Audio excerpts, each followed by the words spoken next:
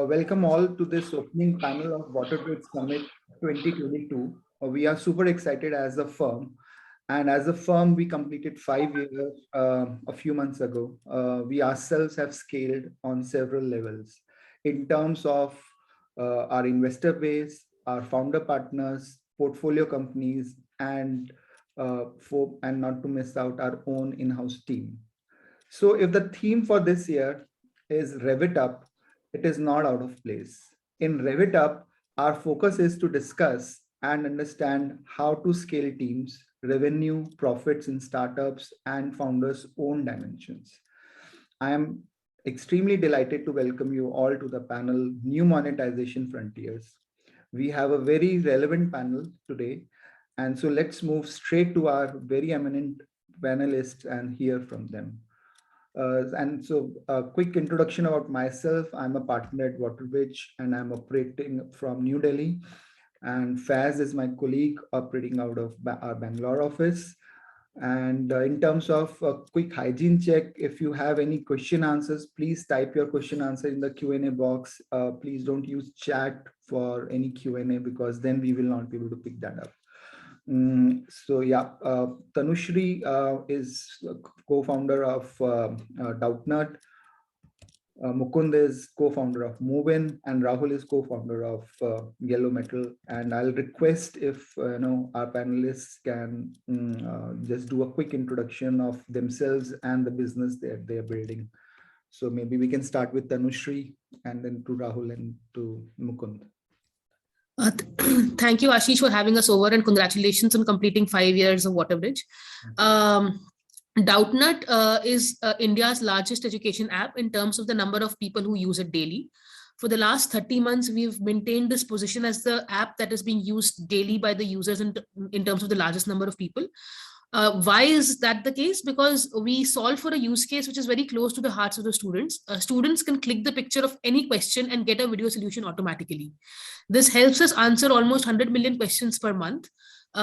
This is basically coming from all different geographies in different parts of the country. And because of how we are using the technology and content and not relying on human intervention, our cost basis for that particular use case is low, and we are able to penetrate into the deepest demographies of the country. So 85% of our students are coming from non-tier 1 places. And when I say non-tier 1 places, it is not restricted to Lucknow, Agra, Patna, etc. It is actually going much deeper, such as Darbhanga, Koti, places which we may not have heard of. And the kids could belong to parents of, kids' parents would be people who are going from anywhere who's a laborer to all the way up to an IAS officer. So basically, we are solving for a use case using technology and content, and being able to penetrate deep into the country because of that. Yeah, no, thanks, Tanushri. That's brilliant. And in fact, when you mentioned about the sheer volume that you have built, I immediately remembered, the days when we were sitting together in our office in, Vasant Kunj, where, Doubtnut was just starting. So we were at 100 DAU when we met you. And today we are at a 2.5 million DAU. Yes.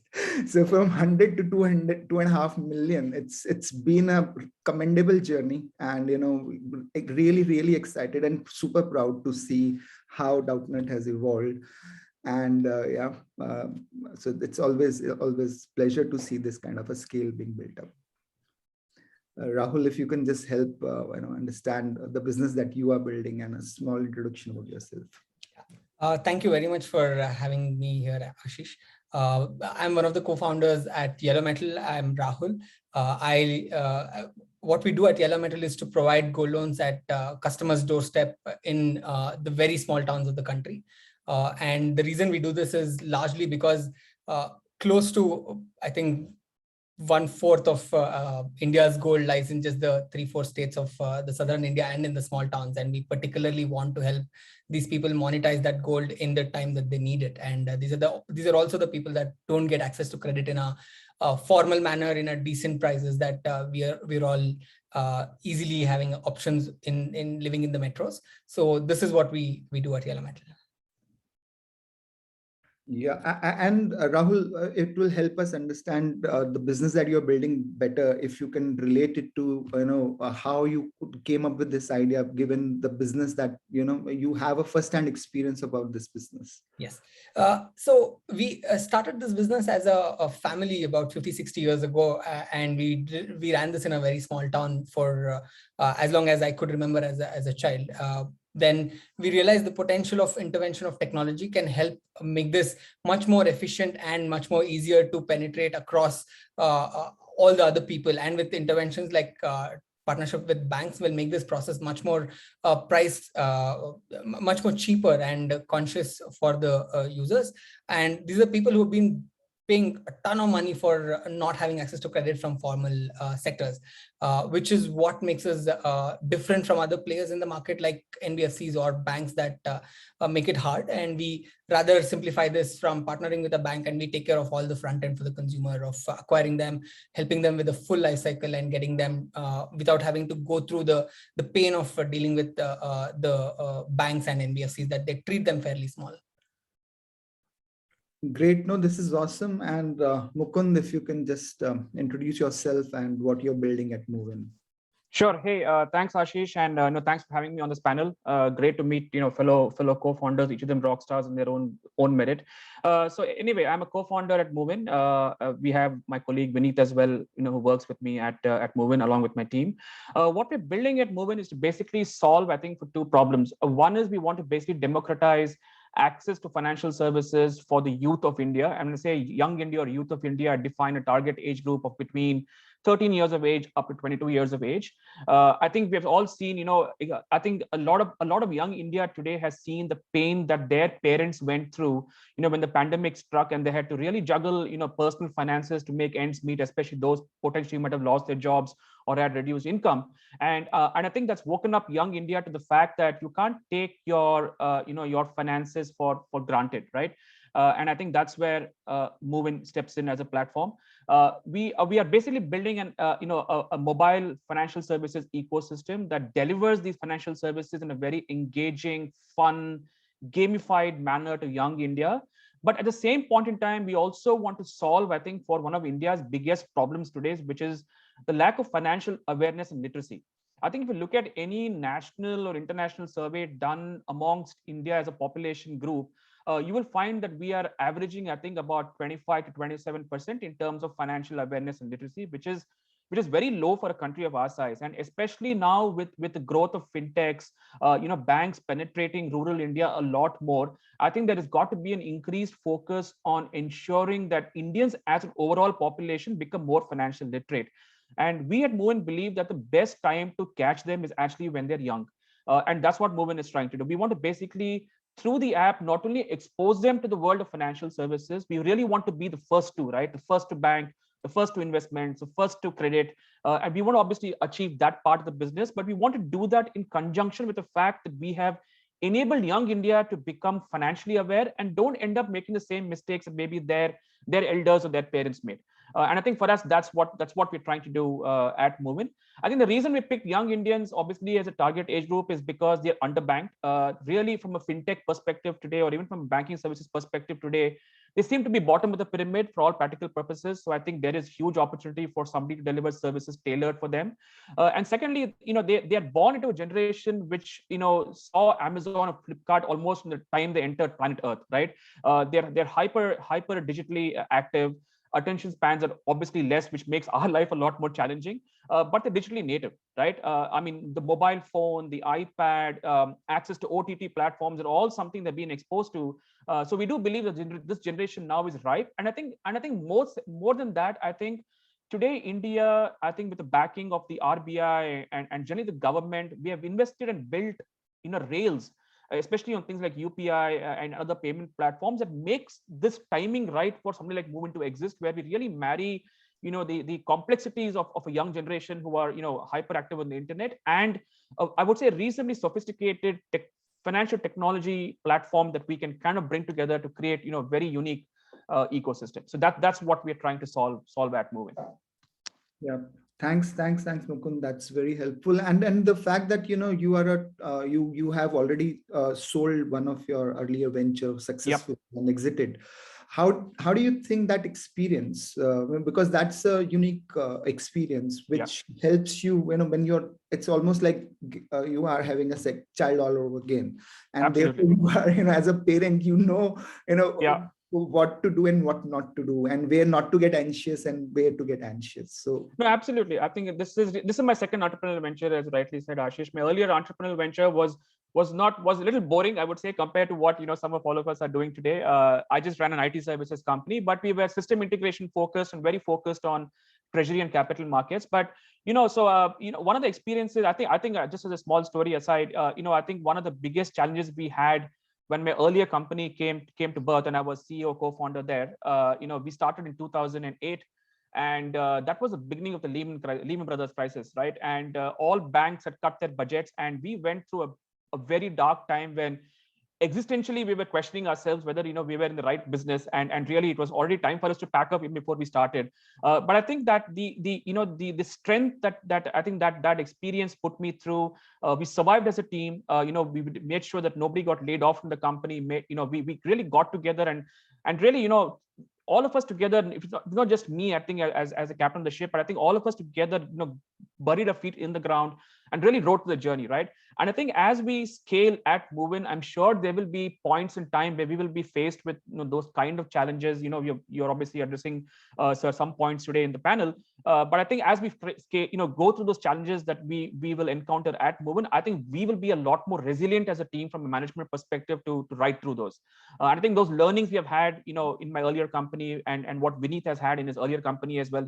It's also his second entrepreneurial venture. I think those will all really come to fruition, and I think we should hopefully be able to tackle most things that are thrown away. No, that's a very interesting background. Thanks all of you. So let's jump on to our first question. So at what stage of growth have you started focusing on monetization? Why not before? Why not after? So maybe Tanushri can start, because she's right in the middle of these experiments, and so. So it's a very interesting question, Ashish, and like you said, we are in the middle of it, and again, even right now, I can never say whether it was too early or too late, or whether it was exactly the right time to start. So basically, Doubtnut, as it started as addressing a huge use case, and we saw phenomenal growth by way of both the execution and the opening up of markets because of geo technology, all of that. So we saw massive growth in the early years, growing from, like I said, 100 to 31,000 to, let's say, 1 million in a matter of 2 years, and at that point, again, I think in our case, there were macroeconomic scenarios also. COVID kind of struck, the PN3 notification came in. Both of those put together kind of indicated to us, I think because of COVID, we thought we'll accelerate our monetization experiments, because this is the time when people are actually going to start paying.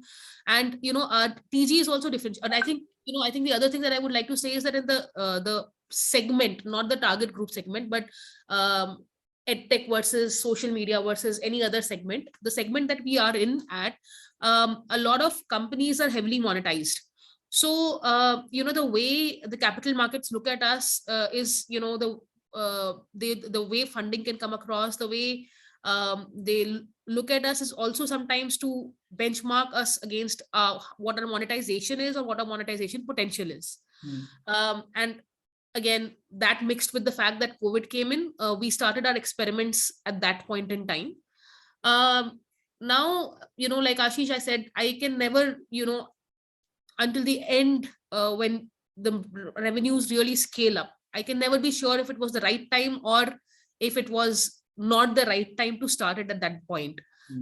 One can argue that if you did not start it, then people would not have believed that this population that you're going after can ever be monetized. Yep. The other argument against that could be, if you do not start it, if you did not start it, you could potentially focus more on distribution and growth.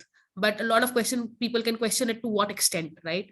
So it's, I think, a smart balance you have to kind of take forward.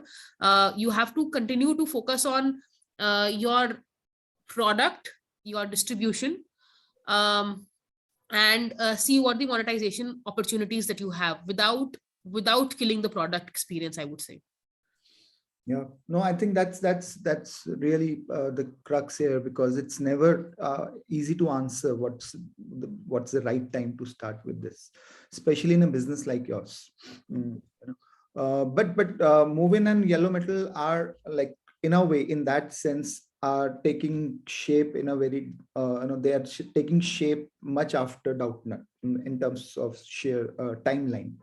So if we pose the same question to, say, Mukund. So Mukund, because monetization in your model is built upfront. Yep. So how do you answer that? How do you respond to that question? So I think Ashish, if you ask me honestly, although monetization is an integral core part of the way the business functions, like, whenever, for example, the Movin card is swiped at a certain point of sale terminal, or somebody uses it online, there's inherently a monetization model that kicks in, right? But I think there are other elements of monetization around the platform today that we have not enabled as yet, right? Simply because I think we are at a stage today, and I completely agree with what Tanushree said. There's no right or wrong in this. I think for us, I would almost say that deciding the right point to kick in the monetization engine in its full steam is sometimes an art more than science, right? And I think that really tends to kind of come from the fact that, first of all, we are at a point in the life cycle of the company. We're not even 2 quarters in from a full-fledged, we have just finished about 5 months since we launched. Today we've launched with one product. We have a multitude of products that will kind of unfold as we start to scale the scale the platform. And so for us today, it's all about understanding price discoverability. It's trying to understand what are some, and as Tanushree said, experiments. We're trying to understand what are certain price points today in our target audience age group that could potentially attract customers or could alienate customers. But I think what we are consciously trying to do at this point in time, and when you talk of monetization as a concept, is we're trying to create a monetization framework. And when I say a framework, I mean that we want to build a framework which comprises both tech and operations, where I can literally price my experiences, my product and services at a tailor-made point that serves each of my target audience segments, right? And to me, that is scale I want to build in the organization today from a monetization perspective, that come tomorrow or come 18 months from now, when certain elements of my system are starting to fire, I should be able to bring those monetization engines up and start having them functioning in the manner I want it to function, but very quickly, right? Because I think it's very easy for us today to approach the market today with a certain approach to monetization and build only for that, but not really think about, okay, 18 months from today, that game could be very different. And I should not be in a position where I built up so much debt on my side, from a framework perspective, that I'm not agile enough to actually respond to those changes, right? So for us today, I think our focus on monetization today is whatever is kind of running from a regulatory perspective, let it run, or from a truly operational perspective. But we are focused today on understanding what is a certain price discoverability that we have, what can be monetized, when should it be monetized, and how do we monetize it. I think those are the elements we're trying to experiment and understand, and build a framework or an engine that actually is able to work on those parameters and deliver that to our audience as we scale. So that's really our current focus. So I think we're too young today, Ashish, to really be talking of monetization at that scale, but there are elements of it we are focusing on today that kind of comes under that framework. Yeah, thanks Mukund. And Rahul, this question is like, since you are focusing on building tech and you are building an awesome tech out on the ground, and the amount of sophistication that you're planning to bring out is really mind-boggling. And on that, you also have geographical ambitions that you want to go deeper and you want to expand. So just if you imbibe what Tanushree and Mukund have said and what your own tech and geographical focus and ambitions are, how do you respond to this question? See, thankfully, people are happy to pay for gold loans. They've always been paying for gold loans, and honestly, they've been paying more than what they're supposed to pay for gold loans, which is where we come in, right? We want to teach them to pay less and probably be more efficient at what they're paying for and be aware of what they're paying for, right? Which is where our technology part comes in, right? We want to make this product very, very efficient for them through technology, and we want to build awareness of things that they're paying for that are unnecessary. If you look at current products that exist in the market, come with a lot of baggage. There are at least potentially about 5 to 6 hidden charges that can be totally removed. People don't understand some of these charges at all. And the pricing is another very dark area today. Even if you want to get a gold loan, it's always an emergency product. People tend to just jump on the gun, get whatever is available at the fastest possible nature and the nearest possible place. So if we are able to solve for these two, potentially we are able to reach more and more people. And if we reach more and more people, our tendency to cut down on the time to reach to our break-even point reduces. And potentially today we are already 5 or 6 months into business. We are breaking even every town we enter in less than 6 months. So if we build this awareness faster, we can go horizontally to many, many geographies and break even faster as well, right? So that is how we treat monetization and the way we want to build the product around. Great. No, thanks, Rahul, for that. And although we have covered some shape of question, the question that is coming up, I think all three of you have touched some aspects of that already. But let me pose that in any case to you: that how do you strike a balance between growth vectors and monetization, especially as you think about profitable monetization? So maybe Rahul, you can maybe start with this. Sure. See, I think to an extension of what I said, right? Why do we grow? We are very inclined towards growth because we know for sure the more people we reach out to, the likelihood of breaking even becomes faster. So to get to more people in small towns, we just need to be operational in many, many towns. And that is what we are inclined towards, horizontally growing to all the locations that people need gold loans in. So the way we want to do it is to grow and monetize at the same time parallelly.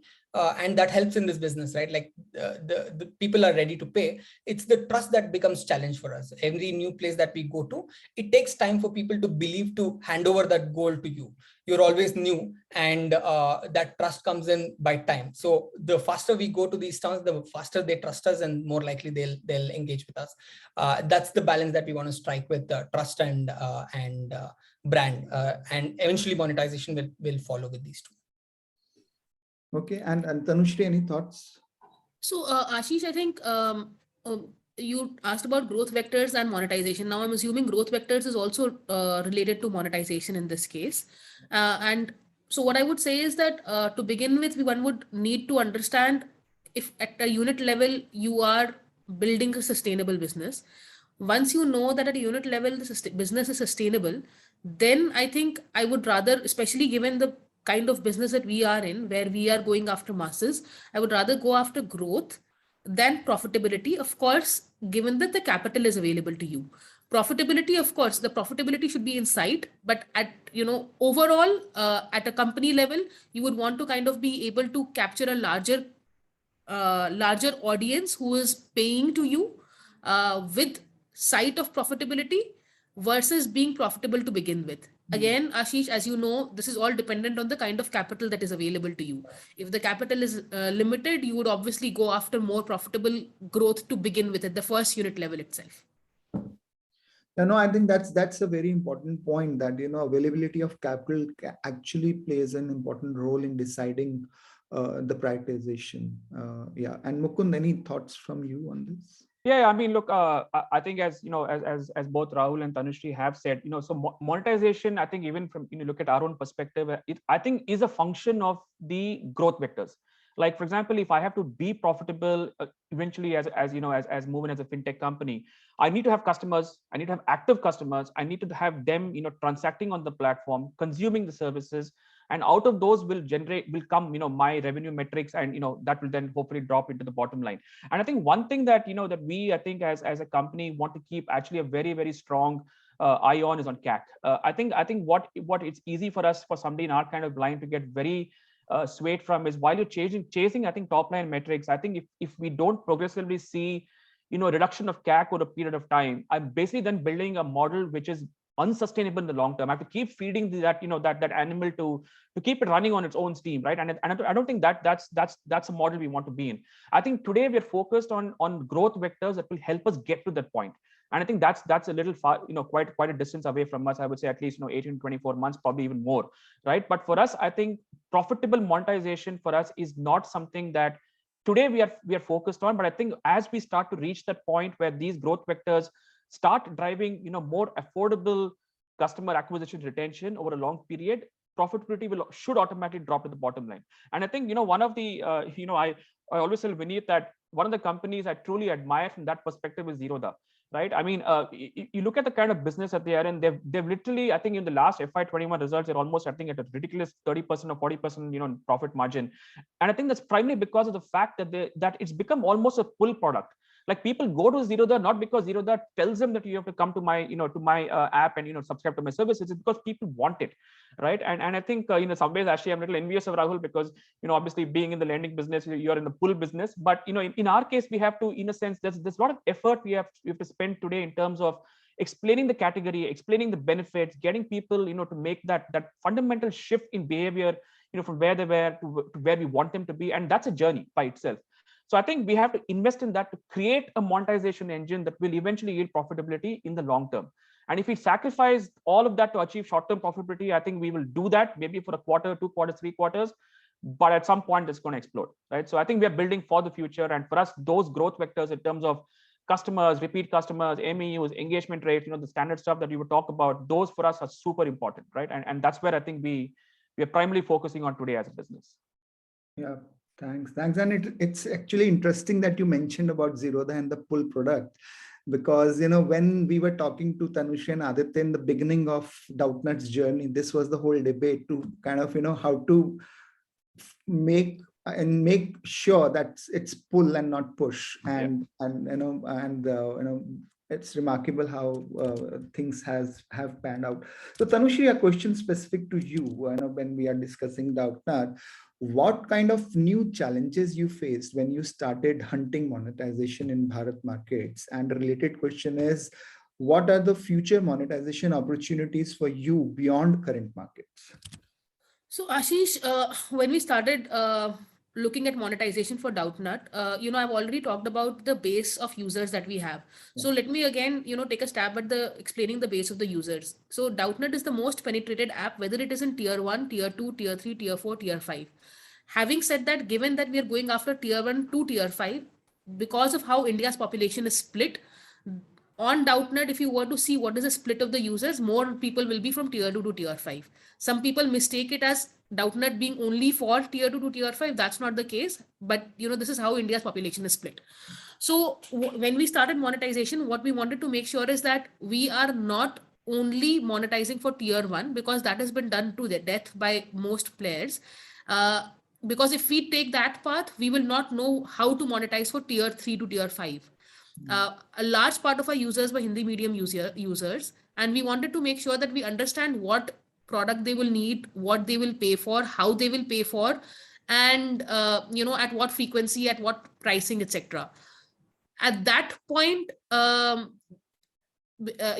after these users, I think the biggest question or challenge that we saw is that 60 to 70% of these users, even our paying user base, this is the first time that they have made any online purchase across categories, including Amazon, Meesho, Flipkart, etc.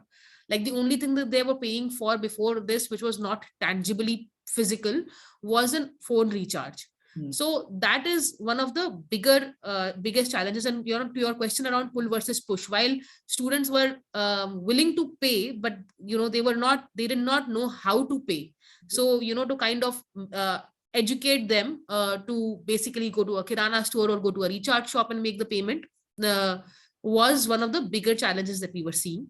Apart from that, I think again in education, there's always been this debate about parent versus students. In our case, in Doubtnut's case, 80% of the time student has been the decision maker, so we are not faced with that challenge as much as other players are.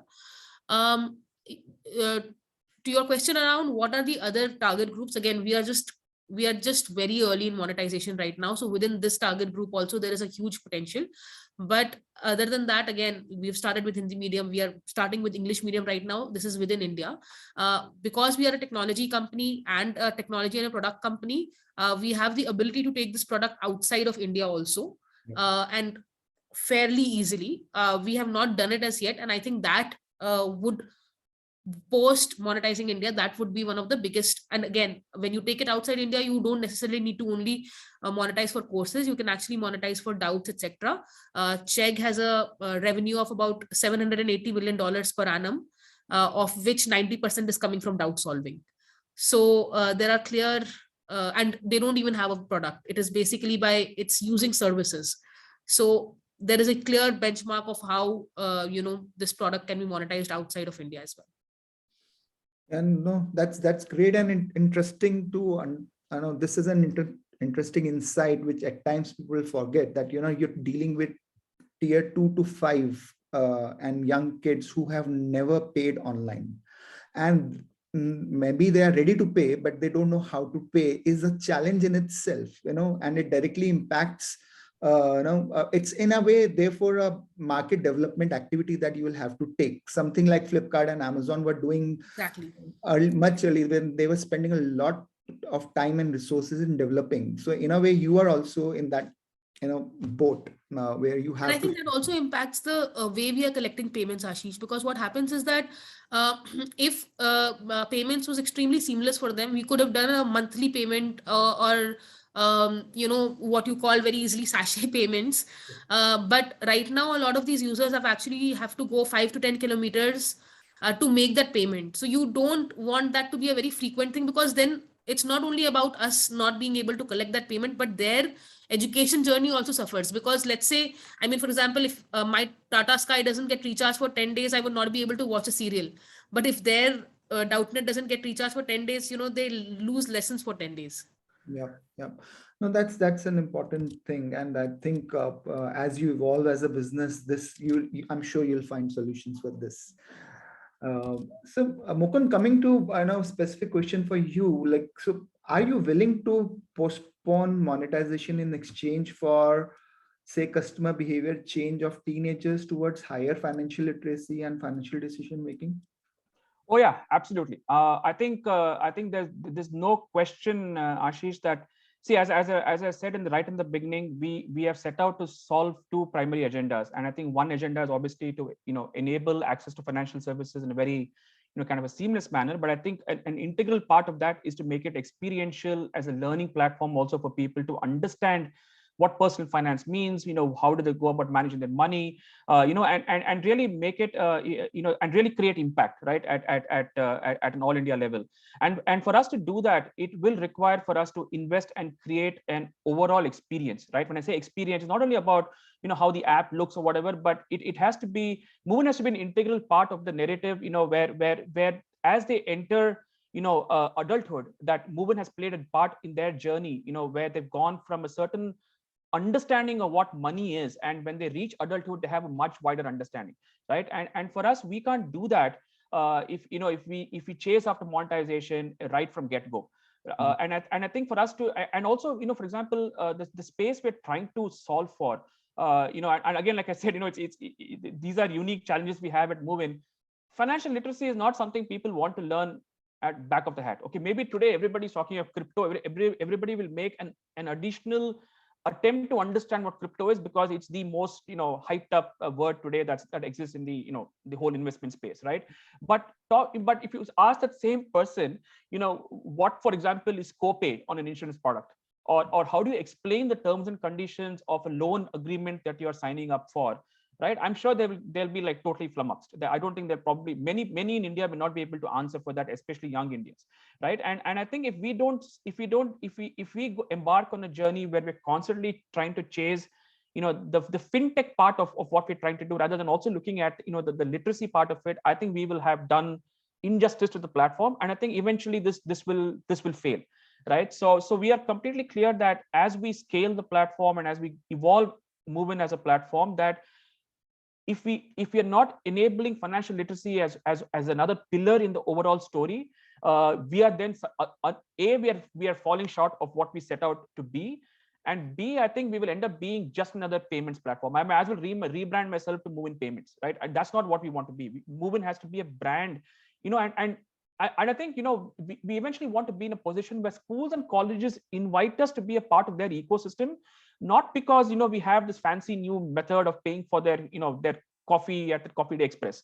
It's because we also bring to the table a certain, plethora of things that the school can touch and feel, or students and parents can equally touch and feel, that will help kids to just become better people, in terms of financial literacy, and prepare themselves for what's in store. So yeah, absolutely, without a doubt, we are more than happy to make those adjustments and really make sure we deliver on the vision in entirety. Yeah, well, actually, I have a follow-on question, but let me first go to Rahul. And so, Rahul, in your business, monetization is off the bat given healthy margins in secured lending. How do you think about margin split between yourself and the financing partners? See, I would. There are two clear parts for both of us to play in the model that we have chosen for different reasons, right? There is a financial partner involved always in our transaction. The financial partner that we expect out of him is the compliance part, the diligence part, the operations part, physically on the ground, and also his ability to help customize the product for us. That is in favor of the consumer's experience. So that part is clearly the partner's own, the financial partner's own. And there is a clear part that we own up in the consumer's journey, which is everything that the consumer touches on the product, right? From testing his quality of gold, the amount of time we take to give his money, and a collection of interests in time, and telling him when to pay, when not to pay, what is he paying for, all the awareness that is needed around the product. So as clearly there is a 50-50 breakup in the amount of experience that for the consumer, the finance and the monetization part is also clearly broken even, right? Like it's 50% of what we make comes to us, and the other 50% goes to the financial partner. Okay. And so, Mukund, coming back to you, are you expecting competition to ready the market for you, or do you have to push for monetization in an already ripe market? How does that drive product decisions? So, Ashish, I think I'm not fully sure if the market is ripe. I mean, in fact, just the other day, I was spending time with my digital marketing agency, and we were looking at certain some metrics around the penetration of the segment, and I think we are very far from from even beginning to scratch the surface. I mean, even if I take base metrics, like let's assume that my total target population today in India is about 300 million. Let's operate on an easy number, and I have to apply a lot of slicing on that number based on either income, affordability, income brackets, a middle class was a lower middle class, tier 1, tier 2, whatever, right? Even if you were to apply a whole lot of slice and dice and take out a certain segment of the population, let's say we take out significant chunk and left behind with 10 million real addressable population. Honestly, if you ask me today, how much of the real addressable population today is fully aware of the category? How many of them know that there are products that exist that fulfill the needs of this category, and how many of them are true market leaders in this category? And I think we have not yet reached that point. So I think if you honestly ask me today, that there's still a lot more today that we have to do, and that includes us and maybe even the 3 or 4 players we compete with, to actually educate the real users today in India about what this category is and what benefits it brings to it, right? And I don't think, obviously, having 3 or 4 of us in the same segment helps the cause, because obviously, it means more people are talking about the same, the same aspect, but doesn't make the challenge lesser, right? I mean, it still requires a huge amount of push, from our side, or a huge amount of investment in trying to educate our target audience about the benefits of picking up financial literacy from a young age, or moving to a digital form of payments away from cash. All of these are behavioral changes, and I think even if you, for example, look at I come back to an example. UPI, for example, for a long time in India was not the preferred mode of payments. The pandemic set it in motion, right? There was a seismic shift that happened once a pandemic set in, and then UPI just became a default. It's become a habit now, right? That today dominates the payment space. And I think for what essentially what I'm trying to say is, for Movin to be that product in that category where it is a default, the brand or the default app that people will go towards, or one of the two, right? And that is a long journey away, Ashish. And I think that's where I don't think we can ride on the efforts of our competitors or other players who may come in our space. I think it will require a lot of investment from all of us collectively in this area, and specifically from us, because we have a certain different approach maybe to what the others have. So yes, absolutely. I don't think we can piggyback on other people. It's going to be a lot of effort on our own. And Tanushri, building on this, and since you mentioned that you will have that market development responsibility, in a way you are already shouldering that responsibility around when you build monetization from tier 2 to 5. So do you think that kind of, in a way, you are building this for the next Doubtnut 2.0, 3.0 entrants, easier to actually build further on the rails that you are today laying down? So Ashish, I mean, I think obviously if there are people who are able to enter Doubtnut 2.0, Doubtnut 3.0 entrance that you were saying, I think in our case, see, it's not about, so in our case, it is not about the fact that we will only make payments easier. Doubtnut in itself is a product that is being able to penetrate, and therefore we can afford CACs which these people can actually pay for once the payment is solved for. So it is not only about solving for payment. There are a lot of different steps that go towards that last step of payment. So if there are companies that are able to solve for that penetration as easily as we are able to do it today, and therefore get people to want to pay, then of course what we are building is going to help and help solve for that. As of today, the payments is not the only thing that we are working on. What is the most important thing is the ability to penetrate, the ability to retain those students, because of which we have CACs which are, let's say, 1/10 of our competitors, which allows us to even operate in that segment. Yeah, makes sense. And Rahul, do you plan to move in other areas than gold? And is the focus going to be in the certain TGs? And if yes, Ashish, to give you a sense of the scale of gold in the country, right? It's ridiculously big. To start with, it is probably the amount of household gold in the country is twice bigger than the Fed reserves in US and China. That's how much we have hoarded gold in the homes, right? And a large part of this lies in the rural towns. This is close to 65-70% of this is sitting in the homes in rural, where people have not had consistent cash flows like all of us who get salaries. They've just been, the only thing that comes up to their mind when they earn money is to go buy gold. So if there is so much gold, and if there is the TG that we specifically have bumped into that has this, why go somewhere else when there is an asset that we can monetize 100 times more than what it is in the organized market today? Yeah, so that will remain for a long time, right? Like we don't foresee in the near future to either change our TG from rural India to anywhere else, or to another product or an asset class like other than gold. We don't want to do that unless we have substantially penetrated to all the 5,500 towns of the country. Wow, that will be such a huge scale, actually. Yeah. And really will be super proud to see you achieve that. Thank you. All our best wishes to you. Thanks a lot. Thank you.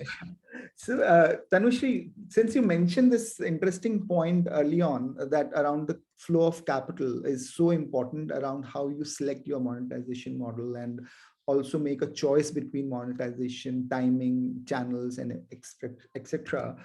So if the flow of capital slows down from here over the next few quarters, how will you scale from here or defend the existing scale of operations? So Ashish, I think, again, given where Doubtnut is, there are 2-3 paths that Doubtnut could take. I think the most obvious would be to scale if the capital slows down, the most obvious path would be to scale revenues to make, the difference between what you are spending on product, data, technology, distribution, and what you are making from revenues, bridge that gap as much as possible, so that you can continue to operate. And when there is, I mean, if the funding cycle goes down, it comes up also. And when there is funding coming along, you are in a much healthier position in terms of cash flows, etc. So I think, that would be one of the more obvious paths to take if there is a slowdown in the capital markets. And Rahul, how do you respond to that? See, I think largely our growth going horizontally might slow down, particularly when there is a crunch on cash. And today our burn largely goes into the technology piece to sort of build things that are not built yet in the gold loan space. But as a product, operationally, we don't really spend a lot. So our growth will remain, but not at the same pace as what we intend to grow at, right? We'll still grow, but we will be a little more conscious on the technological investments that we will do, which comes at a substantially higher cost than running operations. And Mukund, any thoughts? Yeah, Ashish. So I think we are among the younger companies, I think, amongst the three of us today.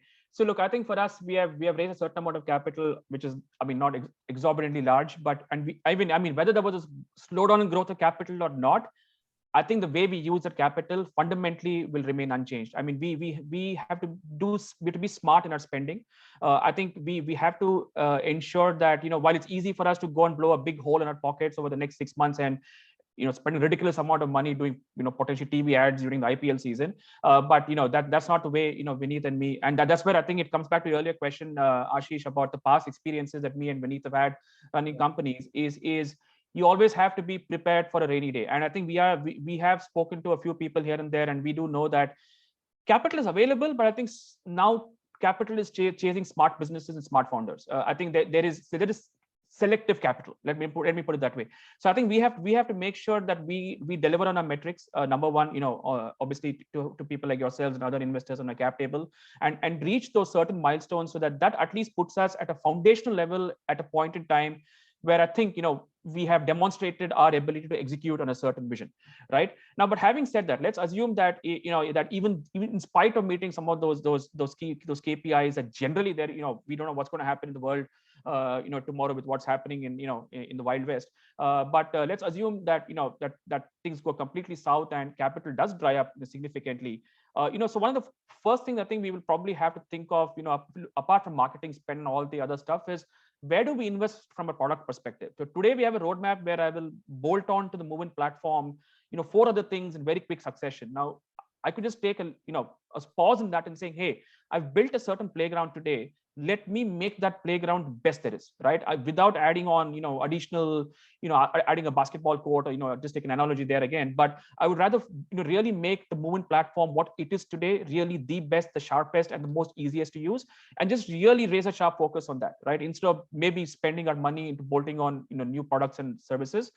So that's probably a couple of, things that we would do on our side if, capital really became, cause of concern, or access to capital. Great. Actually, so maybe we have this one last question before we end the panel, because then we will run out of time. So and this is related to this question. This if the a lot of things are being said about tech talent being super expensive and difficult to find, retain, etc. So what are the challenges you are facing in hiring tech talent, and how are you responding to that? So yeah, Tanushri, maybe we can start with this. So Ashish, we've not faced a lot of challenge in hiring tech talent, fortunately for Doubtnut.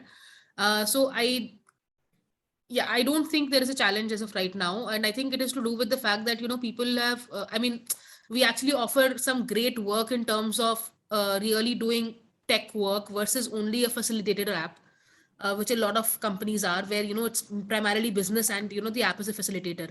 In our case, our product is the main business. And it's very hardcore tech. So we've not faced a challenge. I anticipate there will be challenges, but right now we have not. I think what we do face is in our heads how to kind of go about appraisals, etc. And I think there one has to be supremely conscious of not, maintaining that balance of not being too conservative and not being wasteful basis what others in the markets are paying. So that is, I think, the challenge that we face daily.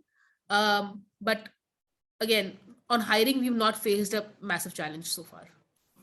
Okay, in a way, you are responded to the challenge even before you faced it. So because you are putting the right environment for them to get attracted towards .NET. And one of the other things that we have done, Ashish, from the very beginning is that we've invested in interns, and that helps us get good people and basically retain some of the best ones. And they also experience the environment as well as the work. So it is not an outsider judging just based on the salaries and the starter kits that you get. So we're not even providing the best starter kits, honestly. Yes, I think we'll wrap up this session with Rahul because he's the product guy himself, the techie. But before that, over to Mukund and then quickly to Rahul. Yeah. So unfortunately, I've not been in the front line of that thing because Vineet handles, a lot of the tech on our side. But obviously, we work as a team, and I can sense the pain that he's going through. I'll just tell you how crazy it is in terms of tech talent hiring. Just what me and Rahul were just discussing some time back, about HSR layout in Bangalore. I got an email the other day from a recruiter, and the subject line says, "Are you giving out BMWs to hire tech talent?" And if there was, I should actually write an email back to that guy just to applaud him for the subject line he used because it got my attention, right? But look, I think it is quite difficult. I think we are in the fintech space, and fintech is hyper competitive today. I mean, we have to compete against the big boys, and everybody who's not even a pure-fledged fintech player has a fintech element to their services. Like Ola, for example, has Ola Financial Services, and they're hiring heavily as tech. So we are facing competition, from a lot of the big boys, and I think that's where it gets a bit challenging. But I think one thing we have done consciously is that we've obviously, from a work quality perspective, guys have been super happy who have been in the team, and attrition has actually been, I would say, almost close to zero ever since we started. And I think that's one thing I can confidently say, that something we're doing right, that retains our talent. And I think as Tanushree also rightly said, that we are also have a fair amount of focus on interns. I think we can keep waiting for that one day, where the market kind of has a bit more common sense and things will stabilize. I don't see that happening in the near future. I think it's only probably going to get worse over a period of time. But we have to prepare ourselves. And I think we've also been lucky to the fact that we have a very, very strong development partner who's helped us along the journey. He's been with us since day one. Continue to work with them to help us, when we need that help. So that's given us a bit of elasticity, to kind of cope with the challenges we face from tech perspective. Great to see hear both Tanushree and you saying that, look, you are actually in a way on the reverse side of this whole issue, where you are able to attract talent regularly and able to retain also them, and that's excellent. And so Rahul, over to you for the wrapping up of this session, and because you're the most relevant person when it comes to tech hiring and building tech. Rahul, you're on mute. My bad. So Tanushree, I think seriously had a very great strategy or an advantage over this, right? We are facing extreme amounts of difficulty hiring the right talent.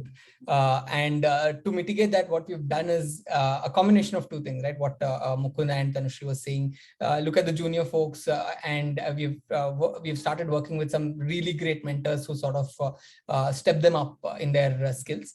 That's one thing that is working out well. We've also sort of started working with an external agency to foster our development, at least till the time we get these juniors hands-on.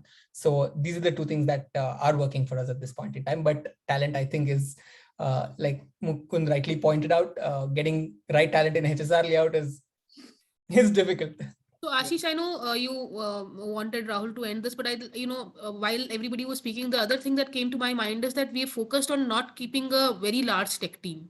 So, sometimes we start thinking of them as commodity and thinking that, jitna large hoga team, utna badhiya product banega. That is not, what our focus has been. We've so that it's not like, as the company is growing, you keep getting those many techies, because that actually kind of spoil, because what I have seen is that as you go for campus hiring, etc., suddenly the internal benchmarks for salaries completely get completely get changed. Yeah. So we are not focusing on a very, very large team. Like, keep the team lean and get the products out. Great.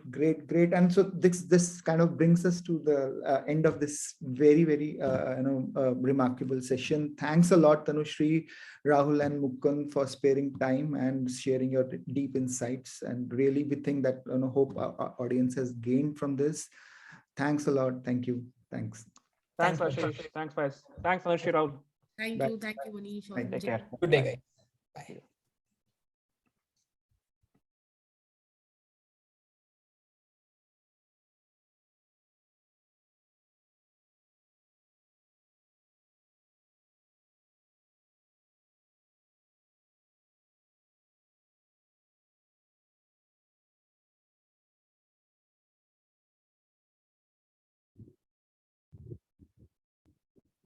Faiz, would you keep a watch out for Steve? Yeah. Thank you.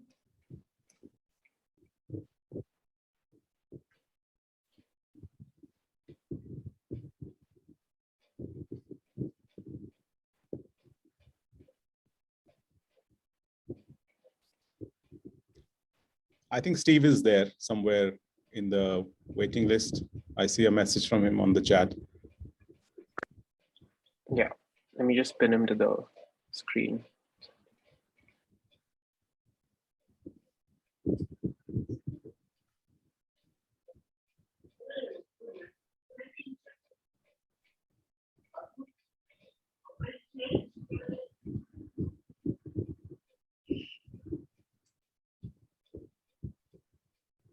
Steve, good morning. How are you?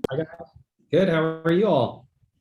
We're doing very well. We have a full house here in terms of panelists, people wanting to ask you questions, and audience. I know it's 7 a.m., very early Tuesday morning, and you're in the middle of a very important event, and you still carved out some time for us. So really grateful to you. Happy to do it. Glad to be here. I hope your day's been going well. And yeah, we've got our annual meeting tomorrow, so a very busy week for sure. Perfect. I know the pain. We just finished some of our formal annual meeting, stuff, and now we're on to the fun stuff. You are coming in just after a panel of folks building very interesting businesses across fintech, edtech, and gold-based lending and so on. So audiences still has a hangover of that. Steve, really good to see you. I'm going to be hosting this panel along with you. We have a short window, so I'm really skipping the pleasantries. And what I'll just do is quickly mention for some of the audience that doesn't know you very quickly in 1 minute your background. It's hard to capture it in 1 minute, but I'll try. Steve is a VC. If you look him up on LinkedIn, he's a very successful VC at Foundation Capital, a very successful firm. But under the hood, there's a lot more. He's a very unique investor that has a very unique view on investing with a mindset of product and design and business and technology and the intersection of all of that. And it's not something he's invented by accident. It's something that he's built off. Steve really started building his chops actually much earlier, even before his first job, and we'll hopefully cover that in some of the questions. But his first professional job, if you may, was at IDEO. Some of us who know IDEO know the game-changing work IDEO has done for brands across the world, and Steve was at the middle and center of it. He's designed products for some really iconic brands like Nike and Caterpillar and many others. That's where the early training is as a design engineer, as a product engineer. From there, he's also led product and engineering for Ning, very interesting social network. Last decade and a half, he's on the dark side, as we say, just like me, on the investing side of things, although he keeps it fresh and energetic at Foundation Capital. So very interesting mix of experiences he brought to the table. In his free time, he writes books, very popular and well-to-do books. One of them is on design engineering. I encourage people to look it up, read it if you haven't. Steve, with that very brief introduction, I'm sorry. There it is. The Way to Design. That's it. That's the book. It's a phenomenal read. I can testify. Steve, I know we are short on time, so I'm really just jumping straight into some of the questions. This is supposed to be a fireside chat. A quick word of caution. This session is being recorded. So if there's something you don't want to be replayed somewhere else, then, you've been warned. Although would love to have you discuss as much as you can and share with our audience as much as you can from your rich experiences. Steve, I'm going to just, at the end, maybe in the middle, I'll pick up some questions from the audience. Audience, please keep putting your questions on the Q&A box, not in the chat box. It's easier for us to pick it from there. I'll just tee off with a question, that sort of links to the background, design engineering, to product management, to being an investor. And this question really goes to the heart of the theme of the summit, which is RevItUp. We're talking about, of course, building value creation in businesses, but also about scaling founders, leadership teams' own dimensions, right? So inspired from that theme and your very interesting, eclectic, rich background, the first question I had was, how have you learned to pivot yourself, your own life, to be successful at all of these divergent things? Yeah, well, thanks, Nish. It's a blast to be here with you, and I hope I can bring some thoughts and insight to the broader audience. But I think I come at the world very simply, sort of with a design mindset. So I was a product designer to start up my career, as you mentioned, at IDEO. Before that, really was trained as a roboticist. It's kind of how I came up through the ranks, as in mechanical and electromechanical engineering. And when I arrived at Stanford, I thought I was going to get a PhD and wanted to teach. My mom was a university professor, and it just sort of seemed like the thing that was a good fit for my interests. And that very first Friday that I was on campus, I met David Kelly, who's the founder of IDEO. And kind of just this whole world of designing products really opened up to me. I guess I must have assumed it just fell out of the sky prior to learning this. And I think as I learned more and more about product design and that sort of creative process, I think I just sort of realized that's who I was all along, long before I knew what it was called. And I think really when you are a builder, and I'm guessing most of the folks on today's call are builders, that's sort of, I think, probably a thread that pulls through everybody. I think it really just means that you're in a constant state of inquiry. You're always asking why. You're always asking, how can this product be better than it is already? How can I leave kind of this opportunity space better than I found it? And really just to seek to understand more. And so I think that sort of point you bring up around sort of constant growth and a growth mindset is really something that I think is fundamental to those transitions from, for me, it was sort of going from kind of turning technologies into products, and then, products into companies. And as I think about it, that sort of transition, first build products and build teams and build companies, it sort of, to me, feels very natural. But I think it all stems from this sort of like always asking why, always trying to understand how something works. And so that deeper line of inquiry is probably what fuels me more than anything. I will say, even with that in mind, I am a product person at heart. So I'm an investor, certainly. I see the world through that lens. But if you said to me, like, Steve, what do you spend your nights and weekends really sort of pondering, and what sort of fills your tank? It's that creative process of building, of creating things. And so when I think about companies that I am excited to fund, they always have a sort of product or product design first orientation. They don't come from a place of like, how can I make more money? Or is the technology just interesting unto itself as, say, a R&D project? I love those things. They're interesting to me, but they're not the reason why I would fund something. I fund something because I believe that product connects with a user or a business use case and can provide real business value. So hopefully that's give you a bit of sense of where that comes from. That's very interesting. I mean, absolutely right. You hit the nail on the audience is, I'd say 90%, if not more, builders, founders who are trying to build great products and sustainable companies. So this advice will go long and handy for them. Steve, I want to actually pick up that thread and go back a little bit to your background. You started as an entrepreneur at a very young age, right? I mean, there's this whole debate on about what makes better investors. Is it operators make better investors? Do early entrepreneurs make better investors, and so on? But at the age of 13, when some of us may be like looking to muster up courage to find their first date, I was certainly trying to figure out my STEM courses. I was a boring guy, maybe still am boring. You started at the age of 13, your first company called the Steve's Snow Blowing Service. And this was no joke. I mean, you actually had a whole effort around this. But the question is, as one starts to look through this and your own experience, has that really early serious entrepreneurship experience shaped you in a way that makes you a better investor? Maybe, I dare say, a better person? Just throw some light on that, please.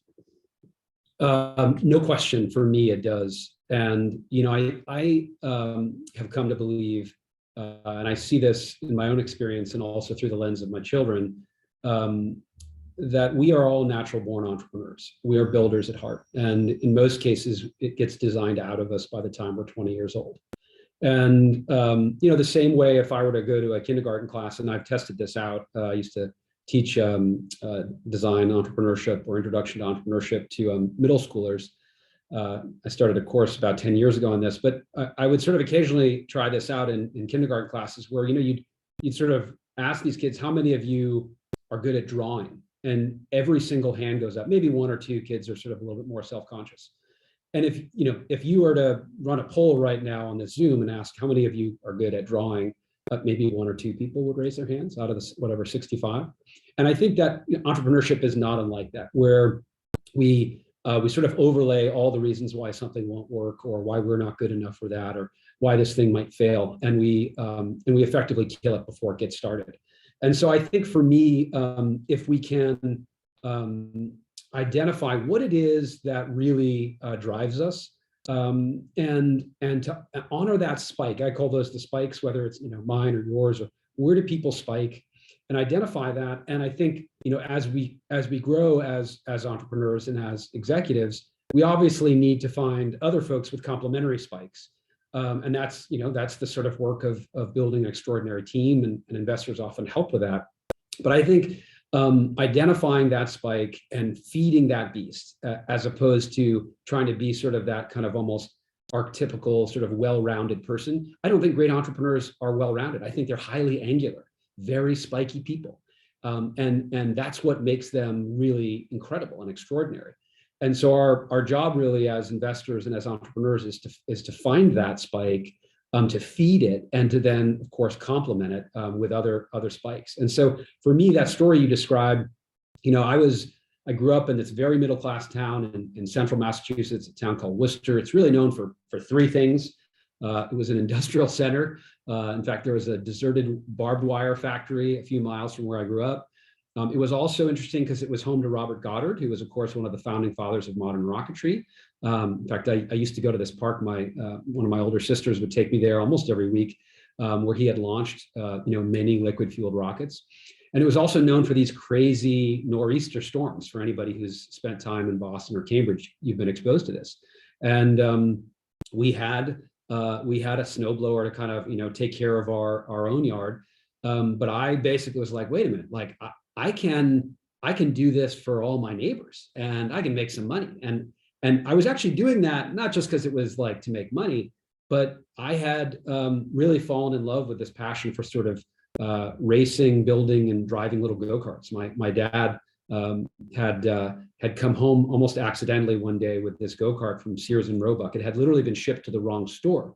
And so I was like, oh man, this is so cool. And for me, this was a big deal because I was one of 10 kids. I was 9 out of 10. And so I was mostly hand-me-down toys, hand-me-down clothes, hand-me-down everything. So to get something new that was super cool was a really big deal. And so after I kind of basically outgrew that thing, I wanted the next version of that, which was much more expensive. And so this snowblowing business was really about, how do I save up the funds to go and get this super cool Honda Odyssey FL 350R, which, by the way, my kids still use today. This 1985 thing that I bought when I was 14 is still in our family. So anyway, but that's a little bit of a ramble, but gives you a sense as to, I think that understanding that spike and figuring out how to sort of both feed it and make it sort of something doesn't make you awkward, but actually is the thing you embrace, and then sort of find the people around you that have complementary spikes.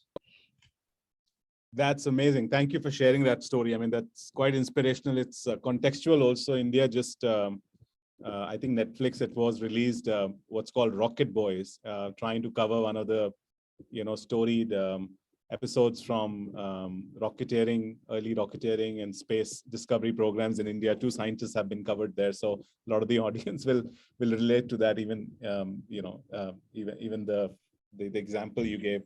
I want to stay on the theme of, I mean, you mentioned something very interesting, right? The maybe a fairly common belief is entrepreneurs need to be holistically, they need to be holistic people. They need to have diverse set of skills. You mentioned something, very different, that it's about spikes. It's about finding, some of those peaks in certain areas. I want to stay on that theme because you're also invested. You've invested your time in curating this missionary misfits, folks who really, I mean, the name says it all, are missionary founders or passionate about something and not classically fitting any kind of mold. You curate that list of speakers, you write about them, you interview them. I've been quite inspired by seeing some of those videos. You mentioned the spike part of it, but if you were to peel the onion a little bit on that, are there, when you look at missionary misfits or even like the set of entrepreneurs that you worked with, are there 1 or 2 traits or patterns that you find either, what you call successful entrepreneurs or entrepreneurs that just end up doing amazing things? Are there some traits that you've been able to find or some patterns?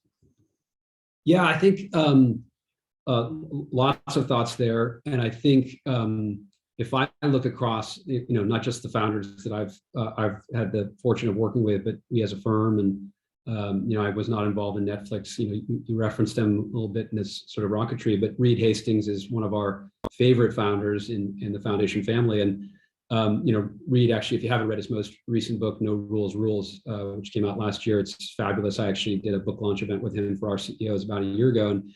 And I think they're all obviously quite different stylistically, but I think some of the patterns do sort of suggest some interesting, things. And I think one of the ones I've observed is this learning machines point that we're kind of talking about a few minutes ago, that, yes, they have the spike. They're often obsessed about some very specific, problem. And I sometimes joke that they have this sort of characteristic of what I call pissed off optimists, right? So they're upset because something's not right, but they're fundamentally optimistic humans.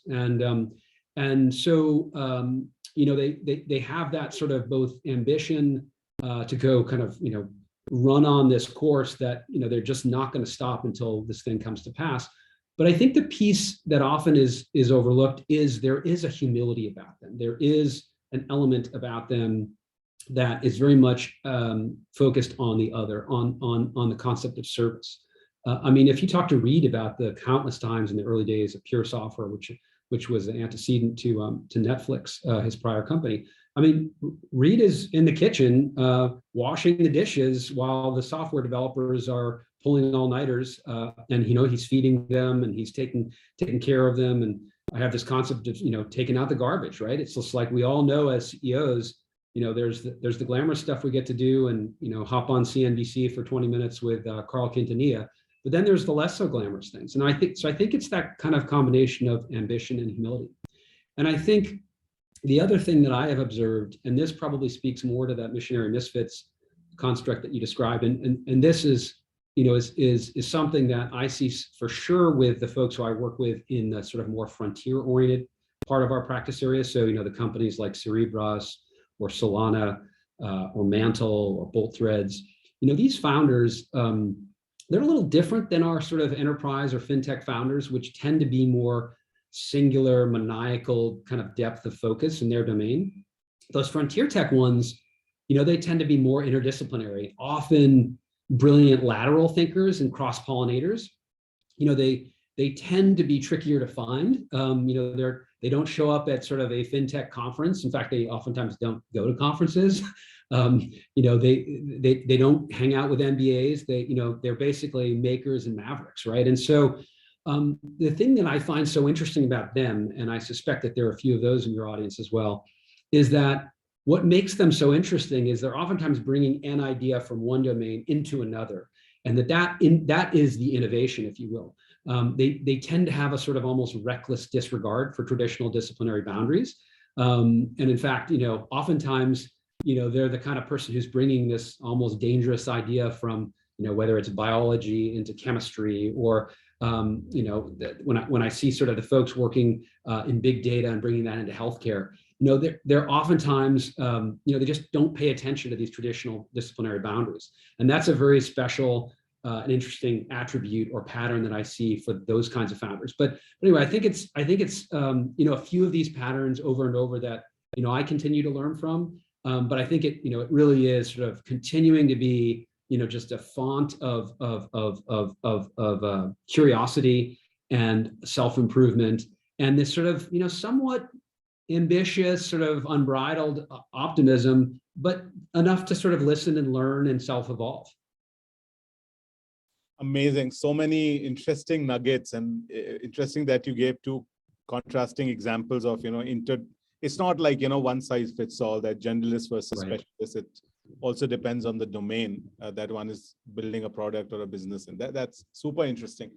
Since we're talking about the variety of kinds of founders who are building, again, companies with a missionary approach, if one looks at your background, Steve, and I've had the privilege to follow it a little bit, there's just a diversity of companies and teams and founders that you backed is mind-boggling. And I know it's true with a lot of tech investors, generalists, but really you stand on a very different platform. And just to throw, some names, Solana is obviously very well known. I know you, another partner of yours, have co-invested there. But then there are, really frontier tech investments like Loft Orbital and then Cerebra Systems and so on.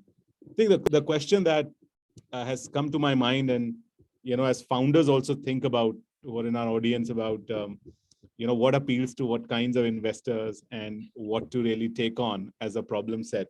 Many of the folks in the audience are young, and they're at the early stage of building their businesses. I mean, how do you as an investor, given the diversity of things you've done, how did you find conviction in these frontier ideas? And I don't know, maybe we can, if you're comfortable, we can pick an example of two, like Solana or anything else, frankly. But how do you find conviction in these frontier ideas? I mean, hindsight is 20/20. We know that, right? In these things, but yeah, of course. Consistently keep finding conviction in these kinds of ideas. So I approach investing not all that different than when I was building products. So it sounds a little odd, perhaps.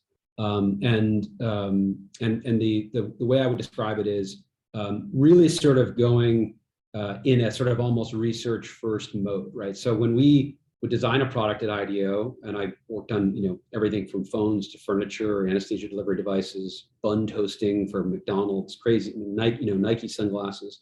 But you really go into this sort of really hardcore sort of observation and user research mode, and try to kind of get out from behind your desk and talk to users, visit government labs, when we did the Nightline special that some of you have probably seen in business school at IDEO, which was designing that shopping cart. IDEO is a block and a half away from Whole Foods, so we lived in the Whole Foods for the first day and a half of that little mini project. And so I sort of, when I think about investing, I go really hard after what are the sort of primal problems in a specific domain. And I can't cover everything, but I figure out what are the neighborhoods that I really am excited about. And then I really just go and learn as much as I can and talk to the smartest people in those areas as I possibly can. And so I'm very much kind of almost treating myself as if I were to found something as an entrepreneur, if I were to kind of create a de novo company, how much work do I need to go do? And so, in the case of, I'll pick Cerebras, which is a wafer scale semiconductor company building purpose-built AI systems for for those machine learning workloads. If you were to go back, 6, 7, 8 years and look at sort of, the workloads that are now sort of, enabling us to have, applications like Siri or Alexa, and of course, all the sort of image recognition software that we take for granted when we're on Google Photos or Facebook or any of these things, those workloads were growing literally 25,000 times faster than Moore's Law. So, we were all sort of yapping about, hey, Moore's Law, we're starting to hit sort of, the asymptote there. Well, I mean, these were just blowing through those numbers, by orders and orders of magnitude.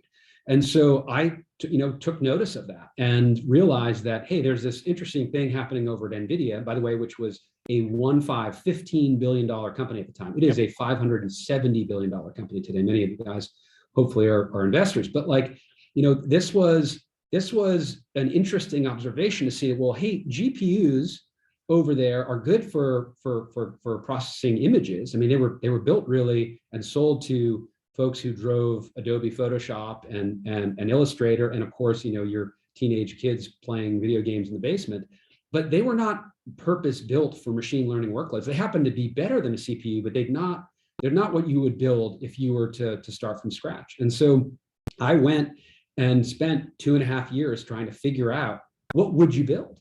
And Andrew Feldman, who I'd gotten to know a little bit through his last company, he's the founder and CEO of Cerebras, was sort of playing around with these ideas. His last company had been acquired by AMD. He was working in the office of AMD. I knew that, when great founders, when you don't invest in them, but you track them, once they get acquired, I sort of set the proverbial egg timer for 2 years. And I know that they're going to pop out because they can't possibly work in these big companies forever. And so when he was closing in on his 2-year anniversary, I was like, Andrew, let's start riffing on your next adventure. And we went through 6 different ideas and converged on this concept of a purpose-built processing platform for machine learning workloads. And now we have real products in the hands of real customers, GlaxoSmithKline, Total Energies, a number of 3-letter government agencies all using it, all getting 100x improvements. Our goal is to get 1,000x, so 3 orders of magnitude improvements over the fastest GPUs. And so, with that, it was really a process of the conviction came from not casual insights, but really deep domain expertise and hard work, hard fought sort of, research and insights. And so I think you can't do that for 10 out of 10 investments, but you can do that for 3 to 4 out of 10. And those have been the most fun for me. And the way I think about it, Manish, is it's sort of the delicate balance between a prepared mind and an open mind, because I will have that sort of, ability or curiosity for those areas, but I'm also seeing 100 other things in the process. And I'm seeing other things that are adjacent, like the software, for example, around data quality. I mean, I invested in Anomalo, one of our classmates, Elliot's company, because I had been seeing again and talking to all these VPs of engineering and chief data officers at these companies. And I knew that data was a problem for them. It was a problem in terms of training models, hence Cerebras. It was a problem in terms of having their non-technical users be able to query these data stores. And it was a problem because the data, when it went bad, no one knew it was going bad. And in fact, lots and lots of applications were, quote, informed by data, but the data was either disconnected or broken, or just altogether missing. And so, anyway, I think it really is that balance between kind of what you know and what you've gone to research and what you're hopefully curiously going to learn from, the next conversation with a brilliant entrepreneur. That's amazing. I mean, I want to hold on to that. You said it's a delicate balance between the trained mind and the curious mind. Did I get it right? The prepared mind and the open mind. And the open mind. Okay. How interesting is that? My goodness. Easier said than done. Especially in the world we live in, right? Where there's just a huge velocity of ideas that are hitting you every day. Yes. But very interesting that you take a product first approach, an entrepreneur first approach, if I was to build something in this area. And quite interesting how you spot some of these, the entrepreneurs early. I know we have 3 minutes left. I'm keeping a watch on the Q&A box also and trying to pick some from there as I ask. Let me ask you one last question, Steve, before we let you go. There's so much to talk about. Maybe we'll get more time from you, some other day. I want to throw, since you are a purist at product and design, I want to throw a hypothetical product design problem at you. You've been at Ning, social network back in the day. I don't know, it was 15, 16 years ago. We live in the Web3 world now. India is also, catching that fever early. We do have the benefit of leapfrogging a lot of things in markets like India, as you know. If you were to build a Ning, like a social network for the Web3 world today, I mean, I know this can take hours to discuss, but if you were to synthesize what your product approach would be. Great. It's a great question. And I think it's safe to say that it would be quite distinct from what we built at Ning back. I joined Ning in 2004, and a year later, Mark Zuckerberg popped up, almost across the street here in downtown Palo Alto. I think the big differences are when we were starting then, and even what Facebook and Instagram and others have built, we are all today who use those products. We live in what I call a data donation ecosystem. We're effectively giving these platforms our photos, our insights, our great ideas, and they basically monetize those. And I think, to your question around how would this be different in a Web3 world, it's going to be very different. It's going to be community owned. It's going to be much more aligned. Why is it that if I have, something that gets 1,000 likes, maybe I should get some token for helping, having this platform be more popular. I think it's also going to be for not just you and I who, have, a few friends, but for those, Justin Timberlake's or the folks who have millions of followers. It's going to be much, closer between the content creator and their audience. And the fact that, for example, over on Audius, which is basically a Spotify built on top of Solana, we now have, 7 or 8 million users over there. The actual artists themselves can give specific releases to, and NFTs to their audience. So this notion, I think, really is, how do we make the gap between the creator and the consumer much, much closer, and also just align them? I backed an entrepreneur at the end of last year, which is basically building a DAO version of Uber. And the reason why this is, I think, such a big idea, there's many, many things that will make it hard, but, again, the drivers themselves, why is it that there's so much contention between the drivers and the platform? Why? Because the drivers are effectively misused today. All those drivers who took us to the airport in the early days, they should be shareholders of Uber. We all know that. They shouldn't just have, made, 12 or 14 bucks an hour. So anyway, I think this point that you're bringing up around how does the Web3 world change it? It's going to be different with respect to privacy. It's going to be different with respect to community. And it's going to definitely be different with respect to that sort of alignment of ownership and creation. That's amazing. Again, so many things to one could deep dive on. Maybe I'll pick your brain separately. Steve, I'm sensitive of the time. We promised to free you up by this time. This has been fascinating. I'm taking down notes, and there's just a page full on my iPad. Thanks so much. I'm happy to do it. So glad to have you here, buddy, and thank you for adding a very interesting perspective to what's happening at RevItUp tonight and tomorrow. And thank you for doing this from early morning to today, California. Good luck with your LP Summit, and I'll catch you separately soon, my friend. Thank you. Thank you for your time. Take care.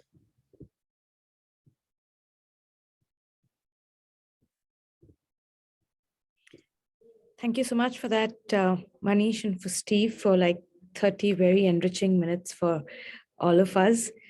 On to our next panel now, which is going long on the long tail.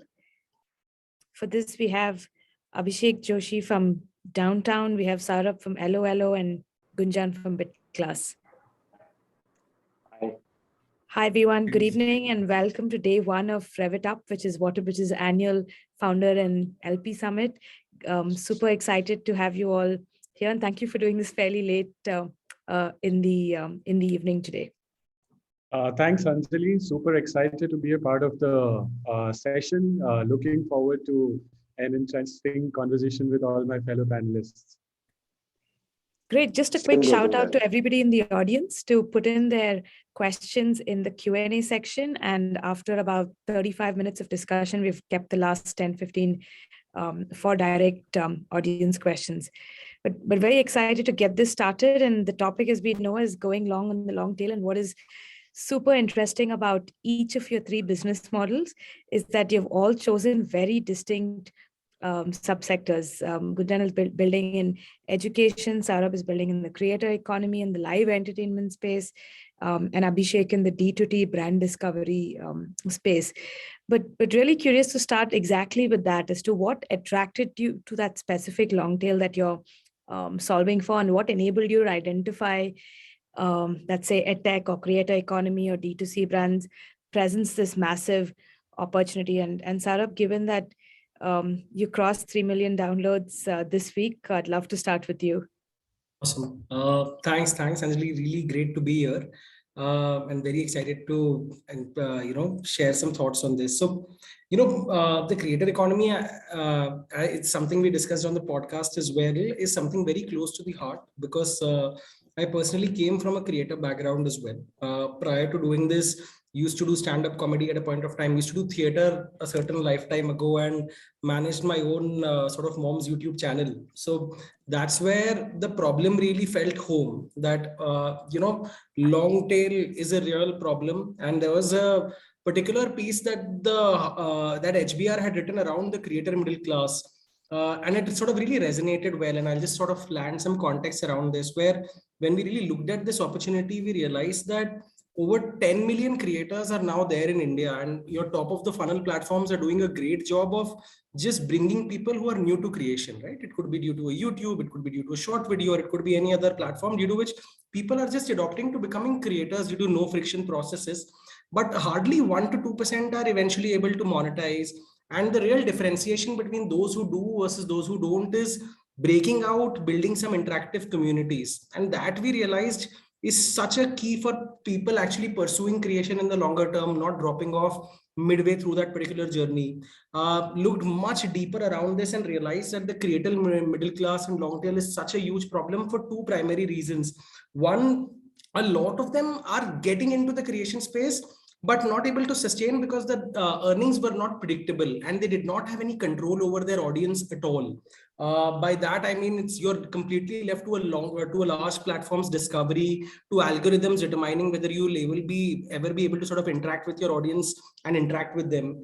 And second aspect around this was the fact that typical subscription-based platforms, which are around, just subscribe to my content, etc., do not work for the long tail, which requires discovery, requires a bit of hand-holding, requires the right set of tools. And when we went more deeper around this, we felt that, when you combine sheer IAPs, creator events, etc., and creator commerce opportunities, the TAM itself was about $2 billion when we did our math. The very simple insight: people love these hyper-casual games and entertainment content. Creators love to engage users and entertain and seek ways to sort of engage them live. Can we blend those two together and build a product which users would really love? And the long tail, we sort of democratize live streaming for them so that they can go live, they can interact, engage. That was what Iloilo was about. So yeah, I mean, thankfully going pretty well, just crossed the 3 million milestone. Oh, great. Fantastic. Thanks for that. Gunjan, over to you. What attracted you to solving for this space?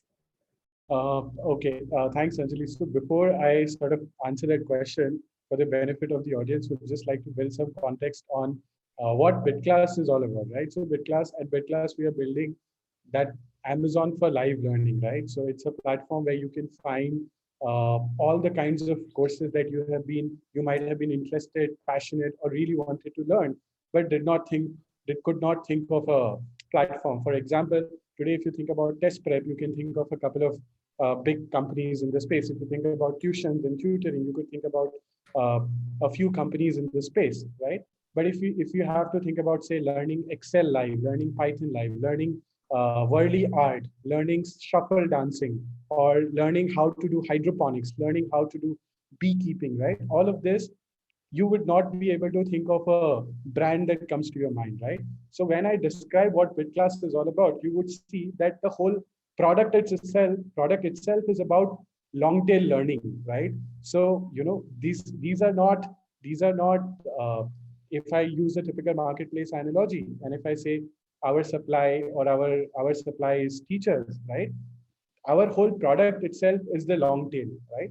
And these are teachers who have never had the opportunity so far to come online and reach a large base, right? So our product by itself is designed for people who so far belong to the long tail, right, and who have not had the opportunity, or who have not leveraged internet to reach a much larger base, right? So that by itself defines why we have long tail of why we have long tail of teachers on our platform teaching to so many students on a day-to-day basis. The second part, which is again very, very interesting, is that if you talk about the non-long tail or the superstars, right? The superstar interaction or the relationship is always a fan and a superstar, right? But learning cannot be fan and superstar at all times. How do you learn Bharatnatyam where a superstar is just doing a one-way recorded lecture, or is just doing a one-way live stream, right? Because it's about going and looking at how the student is performing, right?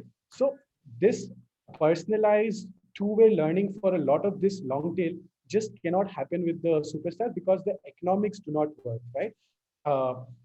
All the best experts cannot be great teachers, right? Because the economics themselves don't work, right? And that is where this long tail becomes very, very important, where you could have like 50 Bharatnatyam teachers teaching 5,000 students, right?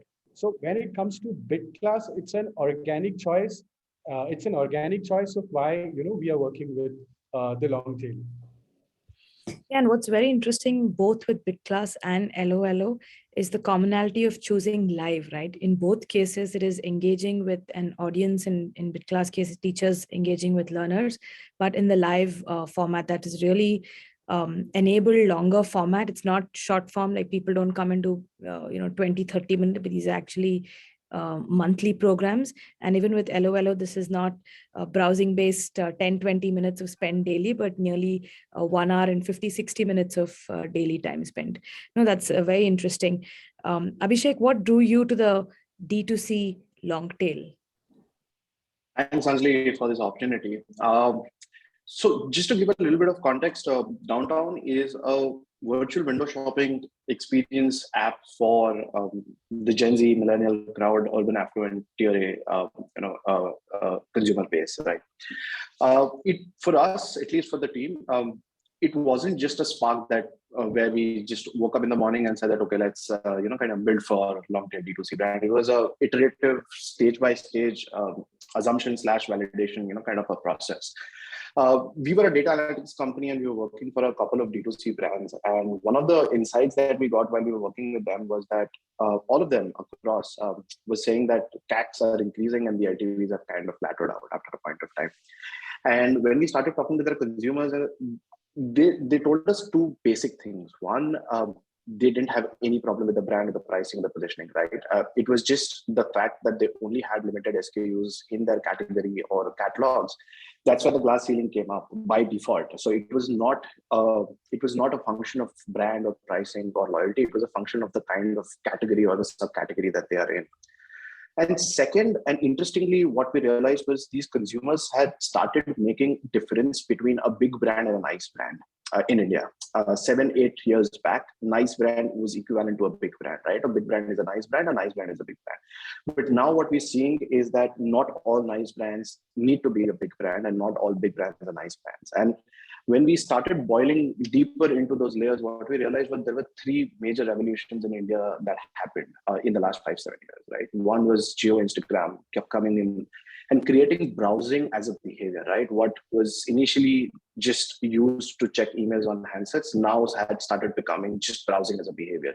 If you have free time, you just browse on your kind of handset, and that was coming up as a behavior. Second thing, financial freedom started penetrating in the target market that we were targeting, right? So now a 25-year-old girl does not need to ask somebody to kind of buy something online. She has a debit card, credit card, and the transaction just flows through, right? And third and most interestingly, on the supply side, what happened was what we call as design freedom, right? Canva came in. And because of Canva coming in, all of those brands who were struggling with positioning, branding, creatives, campaigning, now started creating beautiful campaigns that kind of resonated with the target market. And because of which D2C started picking up. People started realizing that these brands are nice brands. They're built more with more heart, so to speak. And fortunately, the people who are building these brands are themselves a part of the TG, so they understand very closely what their consumers are, kind of asking for. And that's where the first step started, where we said that, okay, if this is what India is standing for, then it's just the D2C that is being just started in the ecosystem, and the next 5 years are going to be really, really big. Can we figure out a business model where we don't have to kind of incur all the cost and we have an unfair advantage on our sides? That's where a couple of experiments later, we realized that, yes, we were able to figure something out. And that's where Downtown came into picture. It's interesting you mentioned, Abhishek, that a lot of these brand owners that you were problem solving for were indeed the TG themselves on the demand side. And as interestingly, each of you in your introductions touched upon the long tail. And when we say long tail, we were referring to the supply side, so which is creators and hosts for Saurabh at LOLO, teachers / educators for Gunjan at BitClass, and D2C brands for you. But there's interesting blurring of persona between who is the persona on the supply side versus the demand side. Would love to circle back to you, Gunjan, and are you seeing the same at BitClass, given that you mentioned that you're not chasing star teachers to teach students, right? This is literally like professionals, successful professionals coming, and many of them paying it forward, many of them, running passion economy courses. But interesting to see, to hear from you what you're seeing at BitClass. Anjali, yeah, very, very interesting. So although we are a very young company, so the marketplace is very highly curated at this point in time, right? So it's not a very open marketplace, but pretty curated at this point in time. There are very high standards on, what kind of teachers we allow onto the platform at this point in time. And there is a very significant process of, who is allowed to take sessions and classes on BitClass. Having said that, we are seeing lots of our teachers, right, who are already teaching on platform.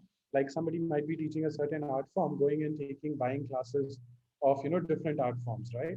So that kind of fungibility we are seeing. But at this point in time, from students to teachers, the process itself is very curated. Having said that, we see a lot of demand. So for example, somebody coming and say taking up a tarot class, right? And then them coming after a few months and saying that, hey, now I think I would be able to teach. So we see a lot of those instances. But at this point in time, the QC process at our end to allow what kind of people teach is very, very high. But we see a lot of teachers who start on BitClass as teachers end up, going and making course purchases themselves. No, great. And Saurabh, one of the challenges that is unique to you, given that the creator economy itself is fairly new and nascent in India, is that LOL as a platform has to provide digital playbooks and toolkits in order to empower them and make them, better at what they do. Many of them have innate talents, but for others, you need playbooks, right? Yeah. So how did you go about iterating on this part of the process? Right. So, on digital playbooks, the way we have gone about this, and I think it's a very interesting question, because a lot of what we are doing does not have a very standard playbook, so to say, right? Which you can just sort of plug play. It's a similar model that has been done in the West, or you can just look East and you can sort of do that. The way we thought about it is that what we are building is very indigenous. So the first word that we look for is relatability. That everything that we are building, it could either be a dumb charades live format, it could be a live bingo, it could be a live concert. All of that needs to feel very relatable for a creator or for a user in general, so that the platform's learning cost is very low. It needs to be simple, it needs to be intuitive, it needs to be in your language. That was the first part that we tried to solve for in this. And the second aspect comes around tools. So anytime you're building it, so the way we started thinking around this was, you can either do a pure infrastructure play or you can do a pure platform play, right? Think of LOL as a bit of a hybrid around those, where for a creator, we are like an infrastructure where the right set of tools have been built, the right set of sharing stuff has been built. And for a user, it's a platform to discover such kind of creators and engage with them. So when you're trying to build the infra right for the creators, a lot of investment went into coach marks, a lot of it went into videos to sort of train them on how this entire thing works. What are the best ways to engage inside live? So the initial set, I mean, it's also a classic long tail problem where in the initial set, we actually used to do calls with them. We used to train them on, this could be a great life. This could be a great thing you could do. And gradually as the platform started scaling, best practices scale very quickly. I mean, creators talk to each other. They sort of started taking clips of better moments, started sharing that amongst each other. So that's how learning grew a lot. But if I were to give just one word takeaway around this, it was relatability generally that we really tried to solve for in a very indigenous kind of a manner. Great. And Abhishek, even with you on the D2C side, which is your supply side and your long tail, there is no one size fits all approach, right? There are like distinct problem statements for long tail brands versus the top decile. And what are the kind of problem statements that you were hearing on the D2C ecosystem? And while on the D2C side, we have seen you spoke in your introduction about the payments infrastructure being mature, or with the logistics and delivery infrastructure being mature, but discovery is still so broken. So what are some of the distinct features of your long tail which make it interesting compared to others? Absolutely. So let me tell you a fact which kind of puts things into perspective, right? So when we started kind of narrowing down whether we want to build this or not, we went across and did a little bit of data analytics, and we realized that Shopify India today has almost like 40,000 brands that are just selling through Shopify in India, right? Out of which 24,000 brands are more or less in the consumer lifestyle category that we cater to. So basically fashion, food and beverage, home decor, and beauty and wellness, right? Out of those brands, the median Instagram followers is somewhere around 1,800, which means half of the brands have less than 1,800 followers. And these are premium paying Shopify brands, which means that they're doing business on Shopify and yet have less than 1,800 followers, which kind of gives a context around what the challenge is around discovery, right? It is very difficult to discover a new brand. There's only one way to do that right now, digitally, which is through Instagram. But Instagram is just stroke of luck, right? If that brand is sponsoring, it lands, and you see. Other than that, there's absolutely no way to kind of dig deeper and augment your discovery journey in a way. So when we started talking to them, there were three major insights that we got. One, these brands are coming and being made from very product-oriented brand owners or business owners, right? They're product-first people. They love making the product. They're very attached to the kind of products that they're making. And the whole mindset is built around building an excellent experience on a product, right? They're not a typical customer acquisition / marketing mindset founders or business owners, right? And the first thing is, if you can help me discover my brand, I'm all in. The only question is, how much time does it take to kind of onboard to a marketplace? So that was the other pain point. Typically, onboarding onto a marketplace now has become really, really hard. It takes a lot of time, effort, all of that. So that was one of the milestones that we had. If we can do an onboarding seamless, one-click onboarding, if a brand is on an e-commerce platform, if we are able to do a seamless onboarding, then the major checkpoint for us is solved for, right?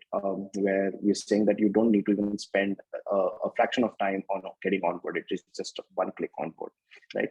And second is the fact whether we're able to align our marketplace or our startup in alignment with the brand that they're coming up with. So by nature, they're purpose-driven brands. And because of these purpose-driven brands, they like to have the narrative around. They don't want their brands to kind of boil down to a single SKU unit, which is found on page 8 of a marketplace, right?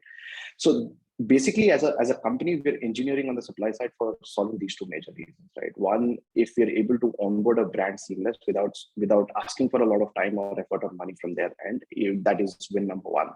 And win number two is if you're able to tell their story and just relay their story back to the consumers, that again helps us, because these consumers on the demand side are also looking out for purpose-driven brands, right?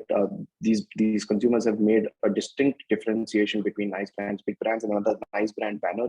They have things like, if a brand is local, organic, sustainable, slow fashion, less carbon footprint, it is a nice brand for me to have. And that's what gives them that set of exclusivity that they're looking for. So in terms of supply side, these two things are what we are trying to solve for. Oh, great. Interesting common theme again between the three platforms here is that on the supply side, it's highly curated, and there is like a playbook in play before we onboard, be it brands, teachers, or creators as well. And Gunjan, just circling back to you, you mentioned that there's a highly curated list of teachers that you onboard, and you have like over 200 teachers today on the platform. But what is their expectation set, as they come to teach on BitClass? And what do you think incentivizes them to come and take these courses on BitClass? Yeah, Anjali, I mean, you guys have had an inside view of how the journey for BitClass has been, right? So we started it when we started the company. It was a very simple idea that we would build a PaaS solution for teachers, where they would be able to, teachers or anybody who was an aspiring teacher could come and very easily start selling their live classes, right? At that point in time, we felt that the entire ecosystem that was required for a teacher to run successful cohorts and manage them was broken, and we thought that we'd bring all of that into one place, and that should solve the problem, right? We built a good product, etc., but when we took it out to the market, it was very, very evident, and it was a unanimous feedback that we got from all kinds of teachers, people who were aspiring to become teachers in the peak of the pandemic, people who were running successful teaching businesses of any kind, and now wanted to transition to teaching online, right? In all of these cases, there was one unanimous feedback that we got, which is so typical of what we see, not just in education, but if you talk about all SMBs in India, most of them, it's very difficult for them it's very difficult for us to charge them, or for us to ask them to pay us any money for any kind of efficiency, right? And it is very similar to what Abhishek was also saying right now, that help us in growing, and if that can happen, then people are willing to be a part of your ecosystem, right, of your network, right?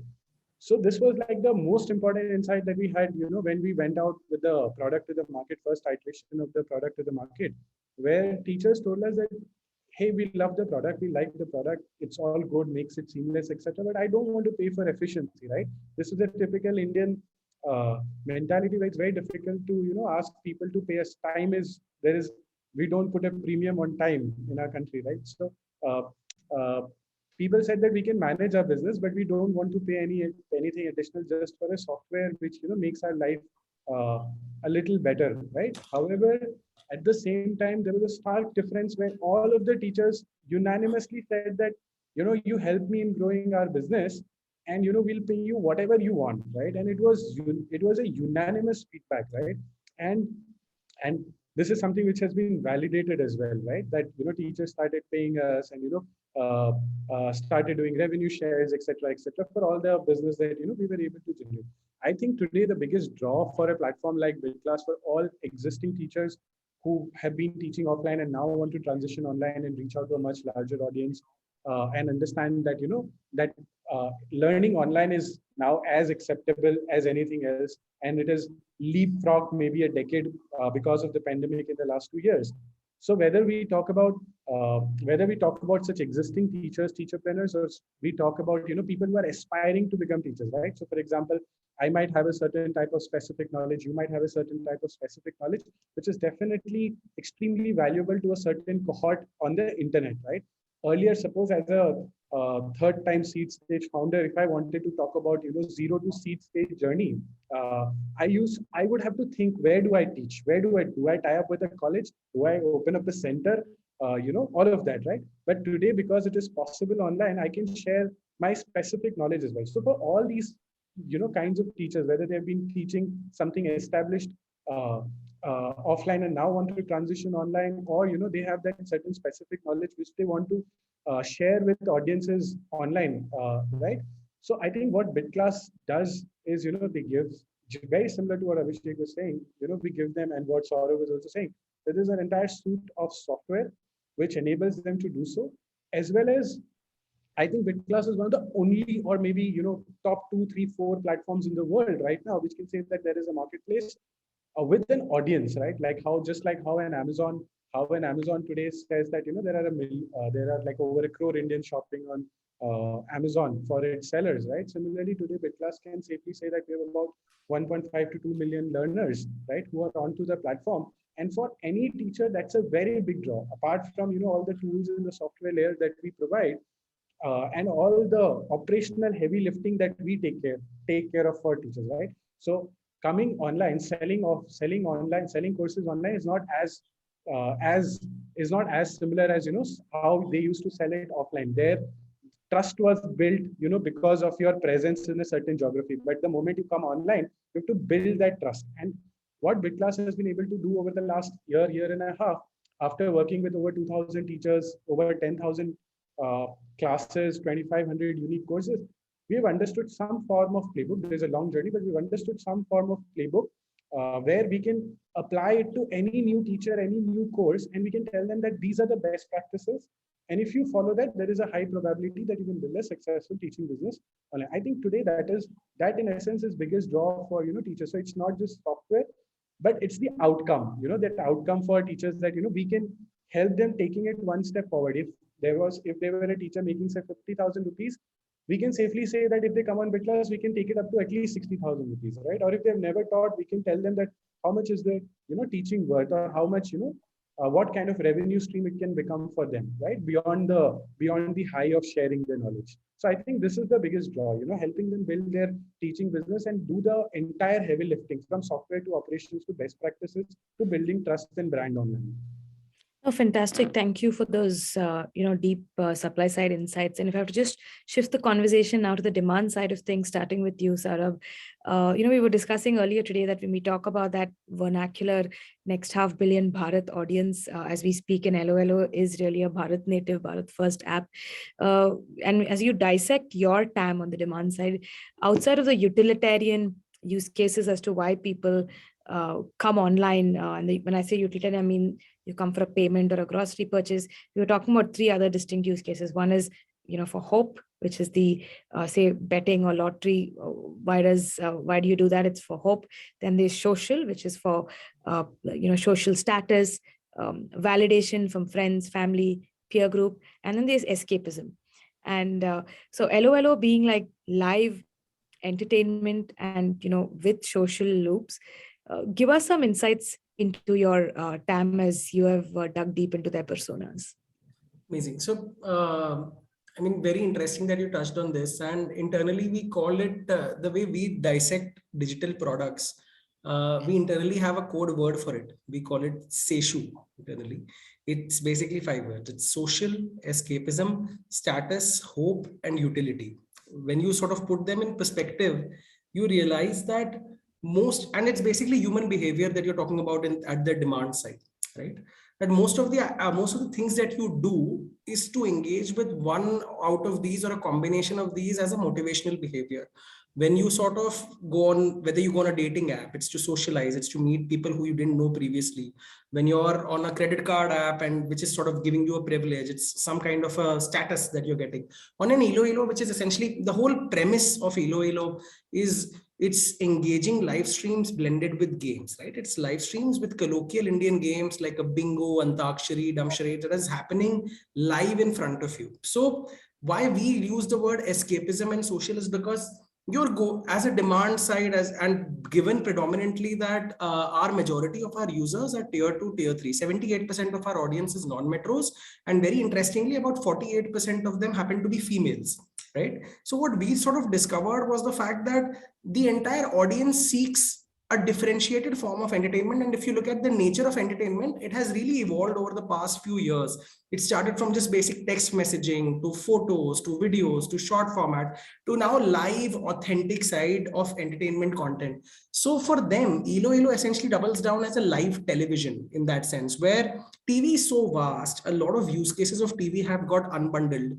But when you look at the entire game shows, reality shows part of TV, and you sort of bring that for a smartphone, where it's not your traditional Amitabh Bachchan, but it's a micro influencer. It's an influencer who is A, relatable, B, talking to you and interacting with you in your own language. That really sort of drives home the point for an end Indian audience user who's a Bharat consumer. They like being spoken to, they like being addressed, they like a differentiated form of entertainment. And when we launched this, the few things that really sort of struck us were, one, the games itself was a refresher for the audience, where they said that I used to have these separate kind of products where I used to play these hyper casual games, and I used to have these separate kind of products where I used to enjoy content. Here, my favorite creators have come together and they're presenting a live game experience to me. It's almost like a kitty party experience coming live. So which is why the first set of demand, the first set of network effects that we even grew into were females. Typically, not your conventional 15 to 18-year-old TG, but the 25 to 33, 32-year-old TG, which did not have any addressable product right now for them. So while there are 450 million gamers, if you start looking at people who are coming into this, it's all of them are adopting to newer and newer formats every few days, every few months. So Elo became that for them. And second was when you have creators, and that's the beauty of where demand and supply sort of really come together. Our creators are micro influencers, so they tend to be relatable. They tend to converse more. And very interestingly, the engagement of such creators is almost 3x as compared to a macro influencer, right? Because when you gift them something, they pause, they take your name, they interact, and that's gratifying. So that's where escapism sort of interacts, sort of meets with social, and it gives, as a user, it gives you a bit of status as well, because your name is being taken in a live room. Someone's taking your name, chatting with you and saying that, how has your day been? So I've escaped from my day-to-day reality. I'm in someone else's reality. I think that is the whole concept of metaverse in the entire space, where I'm in someone else's reality, someone else is welcoming me into someone streaming from their living room. So I'm virtually in your living room and I'm chatting with you, you're addressing me, and I feel great about that. So that's where we believe what we're trying to essentially do is take creator fan interactions to the next level. And that's the entire value proposition, what we're trying to solve for also. So I hope that gave you context. No, fantastic. And Abhishek, you're on the absolute other side of the spectrum. You're addressing the power spenders, as we say, and addressing the 140 million Indians who shop online. And we all know that today the large horizontal e-com marketplaces have become, they're so horizontal that they're trying to be everything for everyone. But help us understand why your Gen Z TAM doesn't behave that way, and what would attract them to a highly curated platform like Downtown. You're on mute, Abhishek. Thank you. So in terms of consumer behavior, so basically if we have to design an ecosystem, right, it has to be based on a consumer behavior that we're really aligning with. In terms of Gen Z, tier A, urban affluent TAM that we are kind of addressing in terms of conversions, what we realized was when we started talking to these consumers, one point kept on repeating is that how do I shop for things that I don't know I want to shop for, right? Basically, impulse purchases and virtual window shopping has gone online, right? People have free time. People just want to discover stuff. If they see something that they like, they buy it and then rationalize it, right? And this is a new consumer behavior in India. So if you see all the horizontal marketplaces, including the big ones, they are engineered, designed for the use case where a consumer knows what they want to buy, more or less, right? So the top real estate in an interface would be devoted to search, followed by sorts, filters, etc. And the basic assumption is that the person who's accessing it knows what they want to buy. And essentially, they are optimizing on the conversion bit. So once the person has seen what they wanted to buy for, does the checkout or the conversion happen seamlessly? And that's where the optimization is going on. Our TAM is coming up and saying that forget about conversions or optimization on checkouts. We don't even know what we want to buy for, right? We're just in the discovery mode. We're just in the browsing mode. And they consider shopping/browsing as a me time, right? So I have like 20-25 minutes off, and this is my me time, basically tying up to escapism, what sort of was kind of denoting too. And when we're designing for escapism, the ecosystem has to kind of be complementary to the fact that we're designing for escapism, which means it has to support a person to help escape from the other realities of the world.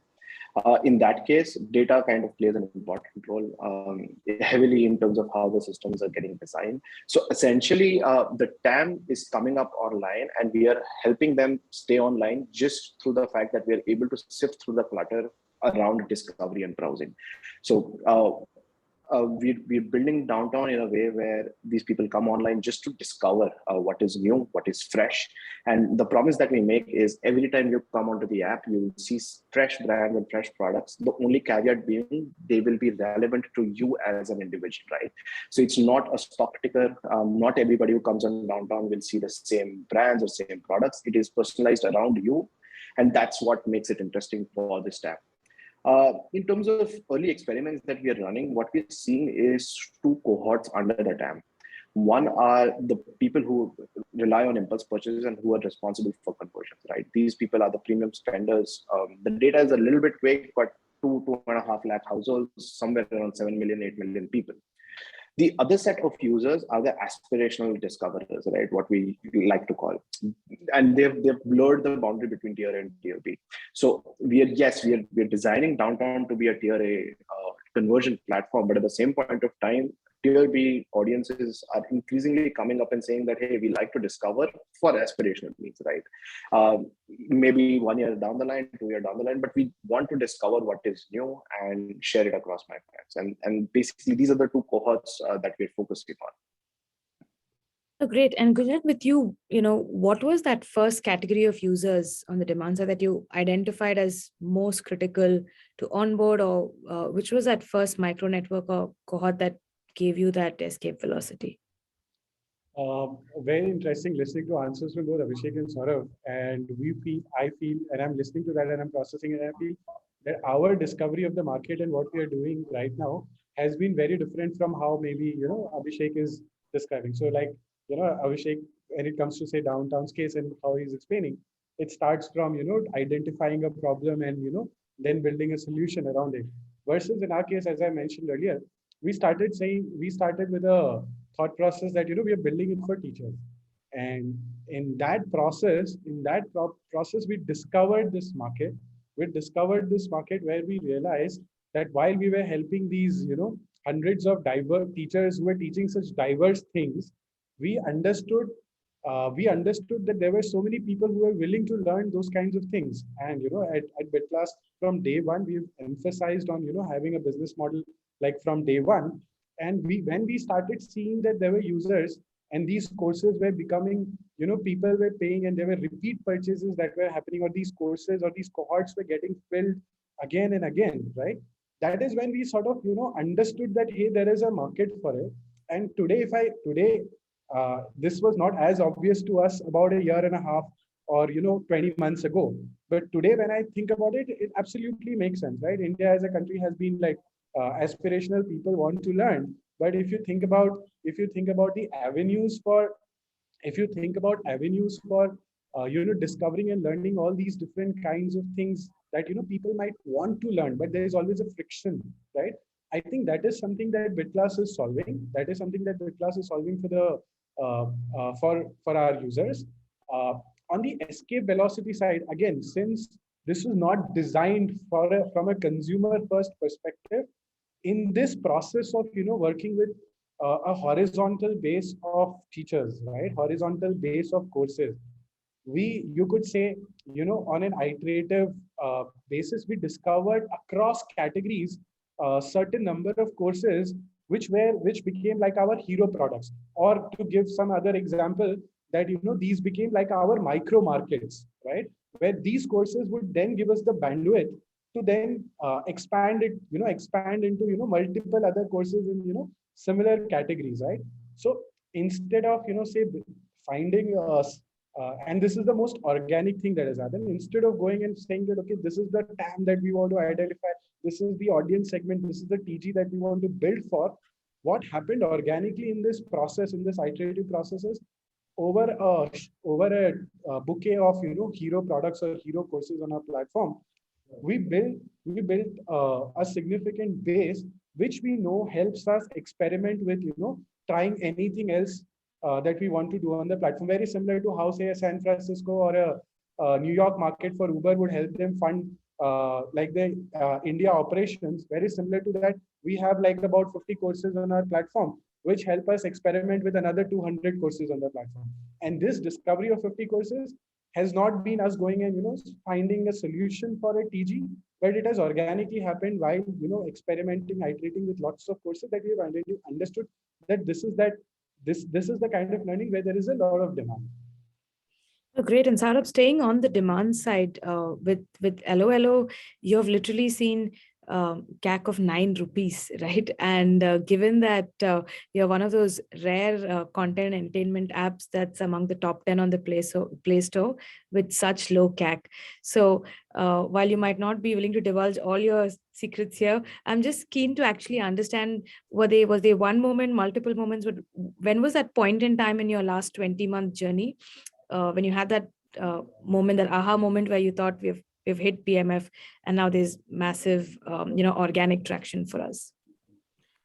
I think the entire premise itself was creator-led growth at all points of time. And that really sort of is the USP of the platform, because it's a classic two-sided marketplace problem, if you think of it, where you have creators, you have users, and you have to initially figure out, how do I get my users and give enough meaty traffic to these creators? The way we figured out was, and it has a lot to do with supply side insights as well, where we realized that micro creators, the long tail, are hustlers in general. So they like sharing. When they came on Elo, when they were hosting their first few live streams, and I remember the first few lives, it was a punt, right? Where we were launching different formats. It's never been done in India. Nobody's ever launched a live Antakshari, a live Tambola, or a live dumb charades. And we asked these creators that just share among your networks. And there is the 1,000 super fans or the 1,000 true fans theory that Legion really talks about. And I saw that really manifesting on Elo, where some of their fans typically gravitated, and they were the early adopters. They came in. And while those numbers started with a few hundreds of users attending their lives, that gradually grew, that compounded. And the second thing that we started seeing was a lot of cross-pollination. And what I mean by that is, let's say you're a micro influencer hosting a live and I'm here, and our audiences are all on now Elo. They discover each other, they discover other creators, they discover more relatable formats, and then it started growing from there. So it was a combination of a lot of such aha moments where I think the first thing that really hit us was when we had launched a small creator in no creator is really small, but somebody who has a 15,000 follower base on Instagram, who now has grown to 50,000 followers on Elo. There's a creator called Anna Kukreja that I just want to sort of talk about here. She came in, she literally built a community from scratch. And I saw thousands of people attending her live stream and thousands of people chatting and saying that, wow, and people saying that, hey, I came here from your Instagram. And now she's starting to promote her Instagram as well, saying that, wow, I've built such a big community now on Elo. Also, some of you can follow me on other social platforms. Also, I'm present here.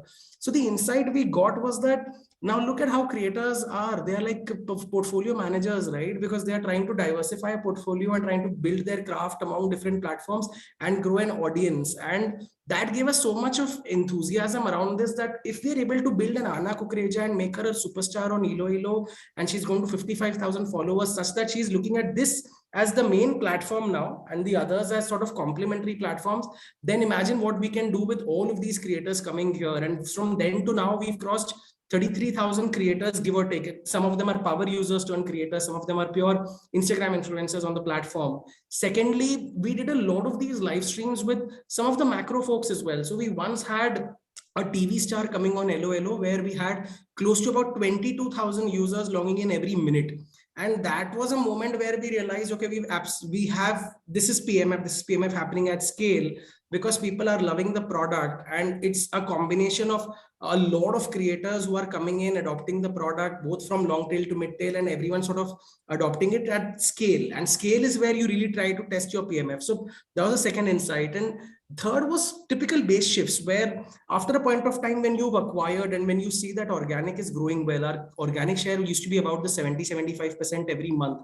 And we saw that this is continuing because a lot of creators are still sharing. I'm there on all these posts that they tag an Elo social media account in. So when I see these 500 notifications where we are being tagged, it fills your heart with joy, right? That a lot of creators are taking pride in saying that, come and join my Elo live. And that's where the $9 or $8 of CAC sort of really comes in, because then you're completely built for organic, you're built for high growth, and it's non-linear in that sense, because even when it grows fast, the CAC doesn't really go up. So it was a combination of these three sort of aha moments for us. No, incredible insights. And you spoke early on about the classic two-sided platform problem of, do you solve for demand first or supply first? And Abhishek, just moving to you, you obviously chosen to solve the brand problem statement first, but take us to the how and why of that thought process. Sure. So when we're building downtown in early stages, the marketplace problem is like everywhere, right? And what we were trying to figure out is there a way to engineer for momentum, right? Where we don't spend a lot of time, effort, and money in getting both sides of the market on the same page, and then kind of build the product and make sure that we are onboarding demand side consumers, right? And to do that, basically there were three major Venn diagrams that helped us, right? One was, can we leverage the unfair advantage that the smaller brands have in terms of content creation, right? We don't have to create content because these brands are amazing at creating that content in terms of the product pictures, in terms of descriptions, everything, and that's where they start becoming interesting for the end consumer also, right? So if these brands themselves are great at content creation, essentially, can we reuse all of that data and just make sure that we're building a discovery-led experience rather than solving for content or building huge content teams in place to curate and make sure that these brands are having a better position and better branded content, right? So that was one. Second was the fact that we were able to tap into Shopify, right? If we align ourselves to an existing e-commerce platform and we are a part of their third-party ecosystem, can we build a brand side dashboard which essentially is tech-enabled, actually? Because while we talk to brands, all of these brands unanimously tell us that there's only one tech-enabled supply-side platform, which is Amazon. Apart from that, all of the other marketplaces typically would request them to send Excel sheets and folder product images in a folder, and then they will tag. All of that is essentially either translated into cost or time, right?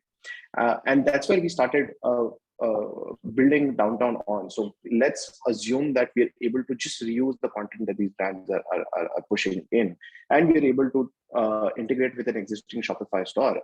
Can we do two things? One, make sure that we are onboarding brands seamlessly. And second, does that content kind of create the kind of discovery experiences that we are wanting to create for the consumers? And we solved for these two assumptions. And over a period of 2 months, we are fairly certain that both of the assumptions are validated and are solved for, and that's where we started building the product. We hadn't built the product before that. The idea was just to solve for these two assumptions, because if these two assumptions don't fall through, then there's no point creating the marketplace, because it's the whole loop again and again, and we don't have an unfair advantage against the other players out there. Great, very, very deep insights on both the the long tail on the supply side, as well as the early steps that you all took to generate demand. Just a final question, and we'll just do a round robin.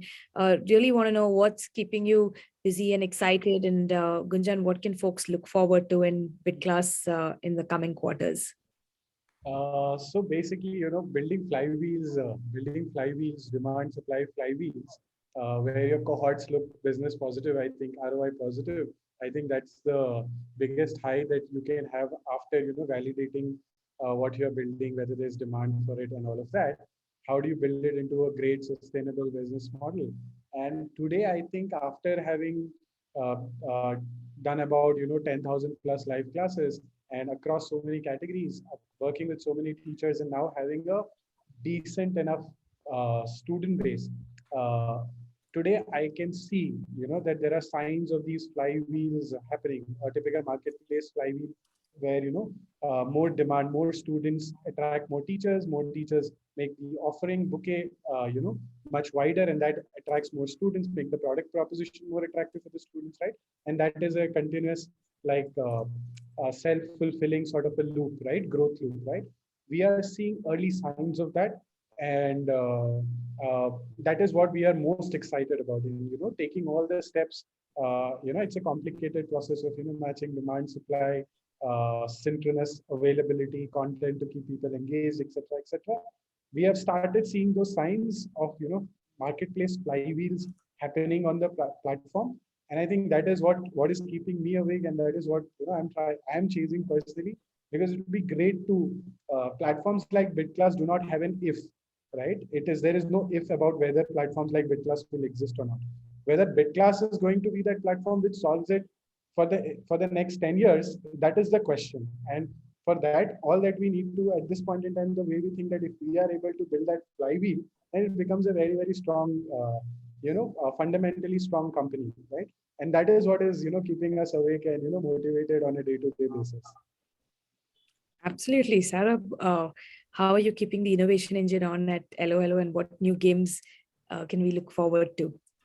Yeah, I mean, it's almost like a dream, right? Where you're just sitting in a room and you're writing with a marker and building games from scratch. So, I mean, it's as creative as sometimes it can get. So, to tell you a little bit about what we are building, it's a small sneak on our journey itself, right? I mean, we started with about 2 games and doing about 40 to 50 live rooms a day. To now we do about 3,000 live rooms a day and have 15 games live and 15 live formats on the platform, right? From games to live singing to live performances, etc. So now we are reaching where we realize that it's not just about launching new features. Now it's about one, not really optimizing. Second, launching things which are super meaningful for our creators and can help them really sort of build interactive communities and monetize at scale. So first part that we are very long on is that we truly believe that live is the future of live is the future of entertainment. Live is the future of communication, and interactive entertainment is here to stay. So how do we really make that, having been sort of market leaders now in this space in the past 1 year and with the scale at which we're growing, we also now want to work towards, the first philosophy was that get creators and their fans onto Elo. Now we are trying to build a lot on taking Elo to all of those creators. So we are launching things like simulcast, where a YouTuber will be able to cast their Elo live stream on YouTube as well and sort of reach out to millions of their audiences. While interactivity happens here, they can sort of show it there and show what they're doing at Elo, show an interactive live entertainment event happening real time.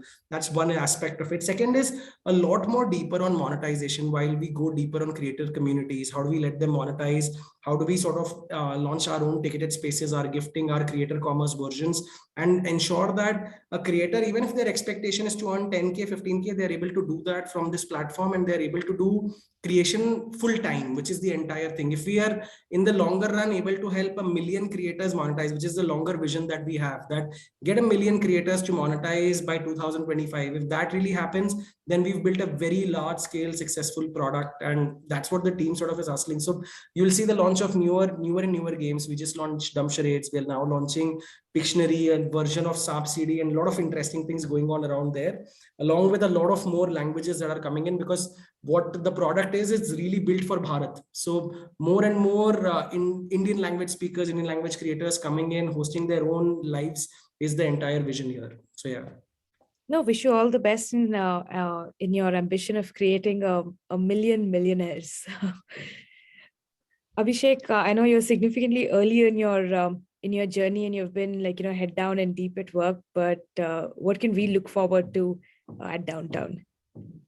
So personally, I'm looking forward to being in cohorts of the likes of Saurabh and Kunjan, right? So to have a product that is out live and people using it and seeing a scale by naked eyes, right? But while the team is busy on getting the product live and launched, we've personally as a team moved forward in denoting what matters to our users, right? So ultimately, everything said and done, what exactly does the consumer want? And that is around engagement time. And we're trying to figure out what kind of features and what kind of modules do we go live with that allows a user to kind of have that me time on Downtown while it is discovering brands, products, and experiences across, right?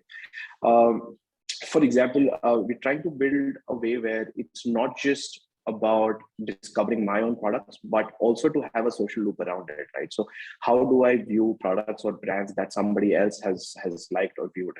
And that kind of allows the real world experiences of window shopping to be actually virtual window shopping. So getting all of those experiences in the app itself kind of allows us to grow organically, and that's the goal, right? The moment we start seeing that we are organically growing, that's where we start doubling down on the development that we're doing. No, great. Thank you so very much, Gunjan, Sarab, Abhishek. An extremely insightful and invigorating conversation. A lot of deep insights, both on your customer persona as well as your long tail supply side persona. Really enjoyed this conversation. Thank you for partnering with us, and I really hope everyone in the audience enjoyed this discussion as well. Thank you so much once again. Good evening, everyone. Thanks, Anjali. Thanks, Anjali, for having us. Thanks.